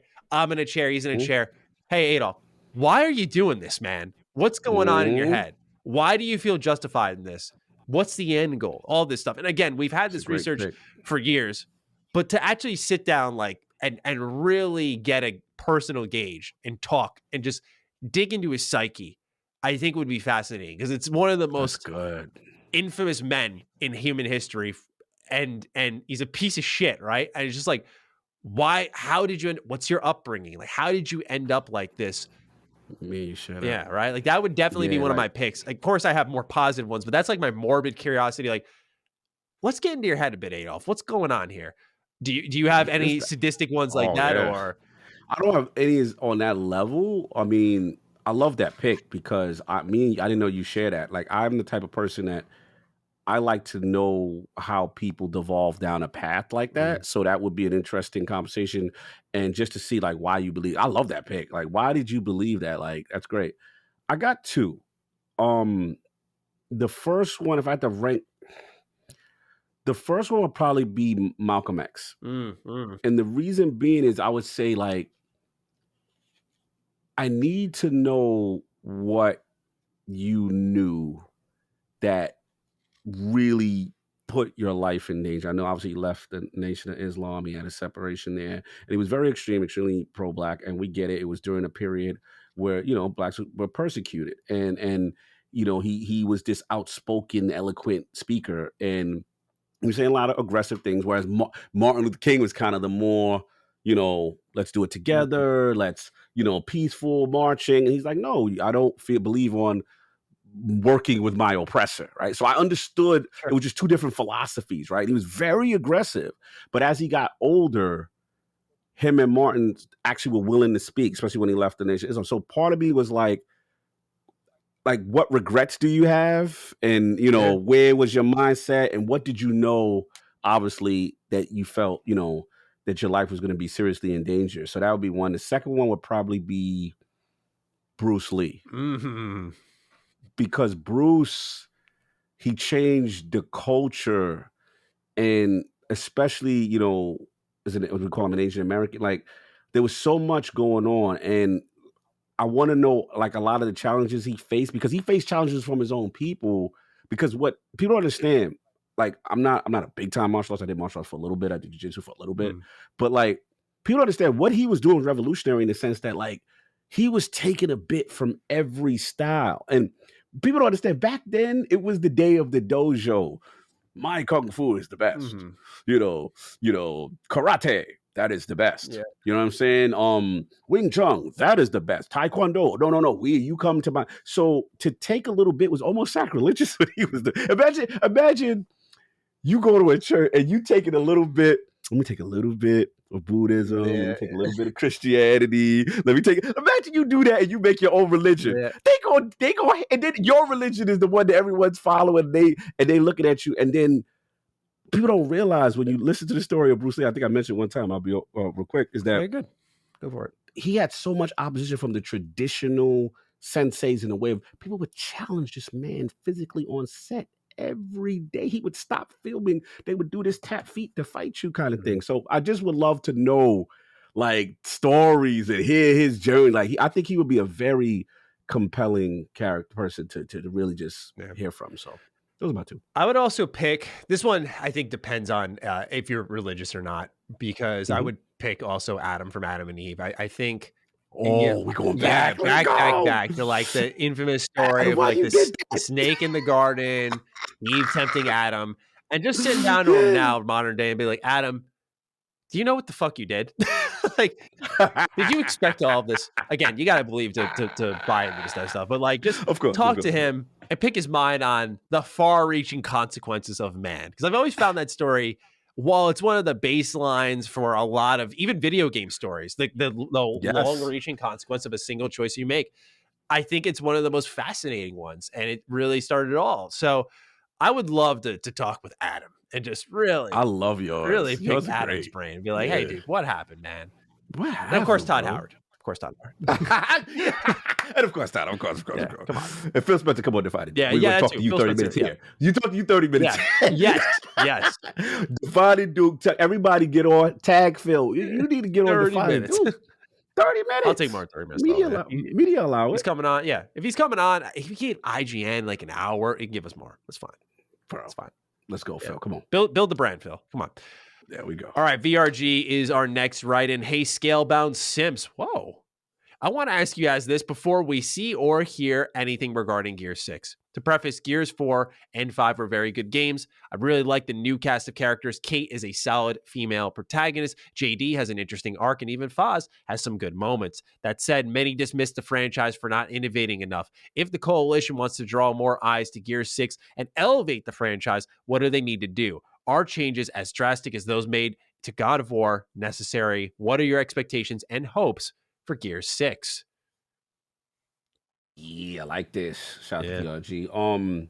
Weapons, man. Like, to me, going off the chain with weapons, like, that was the thing that in school defined Gears, was the chainsaw gun, right? I don't think we've gotten a chainsaw gun type of moment from Gears since the first one, right? Like, that visceral weapon. Like, that is something that I think they need to go all out with gore. Like, to me, that is what really made that series kind of. It's not a scary game by any means, but like when I was younger, it was kind of intimidating to get into it, right? You're like, oh, I don't know. This is kind of people get sawed. You get sawed off. You gotta hide in the dark. I mean, in the light, because don't be in the dark because it's there. Yes. The berserker. You were like, oh my God, what's in here? I can't kill this, and it's chasing me, and I gotta run. And like, I want them to go back to the horror, make it scary. I don't. It's so dude broy now. Like, they're gonna win. I want that true fear of it, and go back to the horror aspects. I'm with you. Sorry if I no, you didn't at all. I agree. Yeah, and the last thing is, I want. Hivebusters showed me something that I got a little excited for. Hivebusters they started to play lightly with classes. Oh. I'm tired of every single Gears member kind of playing the same, Yeah, they're all right? pickup based. Yeah. Yeah, like I want, boom, this guy, he's got the shield, she's got this. Like, I like that. Like, let's get distinct personality and archetypes with characters and stuff like that. And I'm hoping that kind of do it as an evolution of the series. They're in Yeah. a tough spot because Gears fans are very hardcore, Mhm. but they got to change something up. And I like your thing the most though. Like, change the tone. It needs to be the scary, fearful kind of At the horror end of vibe. Gears 5, they weren't in a scary situation, but they were in a more tense situation than I think any of the Coalition games have been in. So I think while on that note, I was thinking of improvements they could do. And oh my God, the jack upgrades. Like they're just so inconsequential to me and they make you go so out of the way for them. Like kind of on what you were talking about with classes. If they're going to take that route, make the upgrades for the classes, create some level of replayability there. Like I think open world gear, semi open world Gears works, but that's sort of remember when you were saying with 76, like you're kind of doing the things to keep you in line with modern gaming.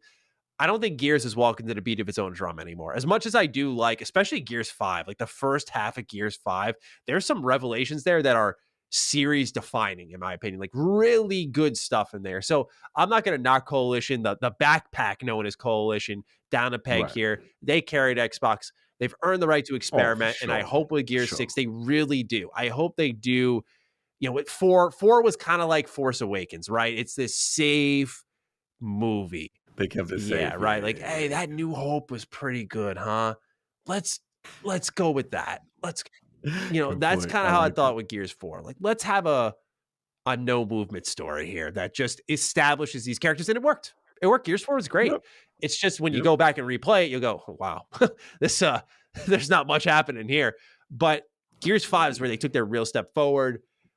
And I think with Gears 6, they just need to make something meaningful, more deliberate, tone wise, scale wise, progression wise. Like everything just needs to be rip it out of the ground. You're starting with a brand new engine. So I imagine that's what they're doing to some extent.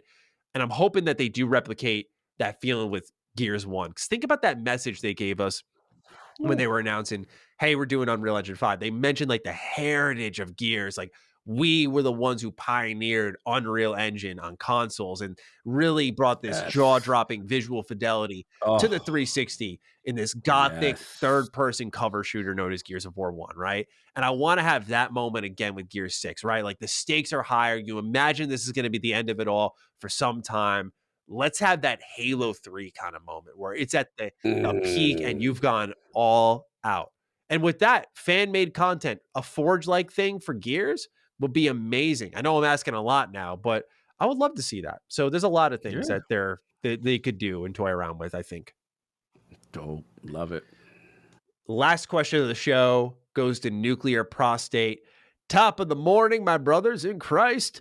When you play a game that has character creation, how long do you spend making your guy or gal? I always spend way too long before realizing I'm going to be wearing a helmet for the most part anyway and just give up. My one exception was Cyberpunk, and I'm proud to say I made the hottest video game lady you've ever seen. Thanks, and I ordered my favorite sandwich, but just received bread and onion kind of day. We're seeing way too many onion sandwiches in our Discord, by the way. It's not Bro, okay. we got to filter Yeah. y'all. And doing I too much with threatened this to I bread threatened to nugget. ban. I was like, you may be removed. You may be removed. You got to police him, Yeah, Matty. He doing too much. I know. Yeah, what's funny? Shout out to Nuclear Prostate. I am the same way. I'm ridiculous. Oh, Like you they were are. getting mad at me in my Elden Ring stream. I was like, "You read the damn character Mhm, created too long." I'm like, "Okay." I get into it, mhm. man. I get into it. I like to do the role playing stuff. So yeah, I'm a huge fan of character creator. I'm a huge fan of robust ones.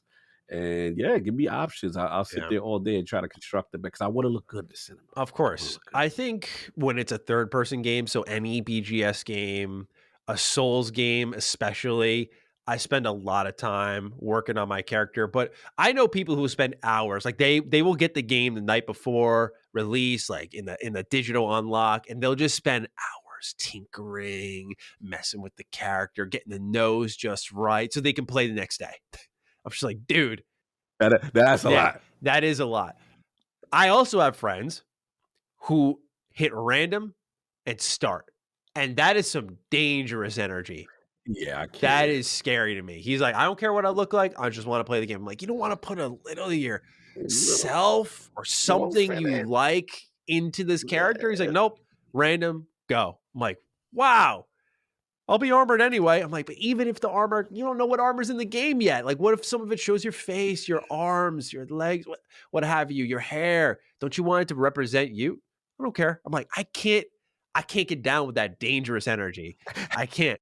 Yeah, Dangerous. that's a clear and present danger to society. If you're hitting random and go on your character creators, there's something wrong. You don't care about life. Yeah, you're there for the ride. Time is of the essence for you. You got to get going. Something's happened. That's my read of the situation. But I spent some Listen. time in there, not agonizing amount of times, like going over all the details, but enough to be like Elden Ring, man. Was one of the first games. They had my hairstyle, they had my hair color, they had my eyes, they had Nice. my facial hair because I have this disconnect right here with the mustache and the Mm-hmm. goatee. So When the thing, the disconnect. A lot of games don't yeah, get put in the they always disconnect. They always connect. They connect it. always connect. They always give Yeah. the dark side feel, right? So it's like Yep. it's like they always are doing that though. And so I'm so happy that they got the separation there, man. I'm so happy they do. And Elden Ring was the first game I actually made a character that was a badass version of myself. You know, the anime slash, the eye patch. Yeah. Oh, yeah, the slash. Dude, are you like tough me? life? I always do the anime cut across I the do eye. pick the slash. I do pick the skull. Guilty pleasure. Yeah. Always the He anime been cut. through it. Yeah. He been through it, man. It just feels wrong if I don't have that. And like, it's so funny because right now I don't have tattoos. I want tattoos, but I'll give my guy a sleeve. He's the most bad version of myself imaginable. He's got everything. I love my it. Elden Ring character again, eye patch, eye slash. Like he's just, Okay. or no, it's eye slash on the place the eye patch is on. Because I was like, yo, he had a battle and like he got caught. And he can't see out of that eye anymore, but he's still beating all the bosses. Doesn't matter. Yep. I'm telling you, man. I always it was fun. I thought I was the only one that used to do the eye slap. I used to do that like with 90% of my character creators. I just love it because it's like, yeah, he been through some wars. XCOM. He survived. I just thought XCOM's got the best one, man. The bios, the backgrounds. Oh, I that's a game I spent 5 hours before at the title or the character creator menu, just typing up bios for potential squad mates and everything, man. I put the hours in on XCOM 2 for that. But, bro, it was bad. And it was to the point where we would, let me tell you how ridiculous we were. Oh, here we go. Solve is going to hate me because I never knew. Now I found out from Solve. He secretly hated this. I would get all the homies and we'd get XCOM, right? Because I put them on. I was like, you got to play this game. Don't worry about the graphics. Look at the game, right? So I'm creating. So I'm like, all right, I'm going to make you. I'm going to make King. I'm going to make whatever. You know what I'm saying? And we put the names, we buy all this stuff. And people be like, all right, move me over there. Like we're playing XCOM with a score single player game, but I got all these dudes in there. They like, yo, they're like me. You at the war table, kind of telling everybody where everyone's gonna go. They're like, all right, put me over there. Make sure I'm on Overwatch over there by that building. And we would do this for hours. It was just and the same thing with the character creation and all this other stuff. So it's funny because I found out like just recently. So I was like, I used to hate when you guys used to play XCOM. Really? And I'm like, really? I never knew. He's like, God, I could not. I hate it. He said that stopped Halo. It stopped this game. Oh, the other games. It stopped baseball. He had resentment. He was like, when you guys put that on, I knew it was going to be all night with that stupid game. No. Yeah. I found out. I never knew Solve hated XCOM. No. It was a thing, man, for sure. Great write-in, Nuclear Prostate. Great write-in, everyone who participated in this week's show. Thank you all so much for tuning in to episode 65 of Defining Duke, an Xbox podcast. Cog, how are you feeling about this week's episode? What are we doing with the hashtag? Woo, man. We had the heavyweight joints. We had the Spartacus joint. We had clearly the Undead Labs, State of K joint. Woo, where do we go? Gotta be with Game Pass in some way, right? Yeah. Guess, yeah. So what we doing? We could do. We was talking about the value of the joint. We was talking great value DD is if we're really trying to be risky here. If we being risky, yeah, they go, but the fanboys can get back. I mean, I feel like at this point they're gone. They're already they're gone. Yeah, they've left their comments. They've flipped us on Twitter 16 times again after this. Yeah. Let me see. Damn. Nah, you gotta say it now. Day and date, DD. Yeah. Yes. I knew you was gonna, because you be about to smoke. I picked it. We'll just say that. I picked it. Cog was not a part of this process. I've pushed it. Day and date, DD it is. Day and date. All right, cool. So, ladies and gentlemen, if you got this deep, I am at G27status on Twitter. That is at Lord Cognito. Tweet at us. Let us know your thoughts on the show with the hashtag Day and Date DD. If you don't have Twitter, put it in the comment section of the video. Let us know your thoughts. If you don't want to do that, Patreon post works as well. We just want to interact with you. Search the hashtag, see what you thought of this week's episode. So please do fire away. Other than that, Cog, any closing thoughts, or shall we wrap up this week's episode? Another fantastic episode of The Dukes. Indeed. Another one, man. Indeed. Yeah, so man, with that, ladies and gents, take great care of yourselves, and we'll see you next week for episode 66 of Defining Duke and Xbox podcast. Peace out. Peace out.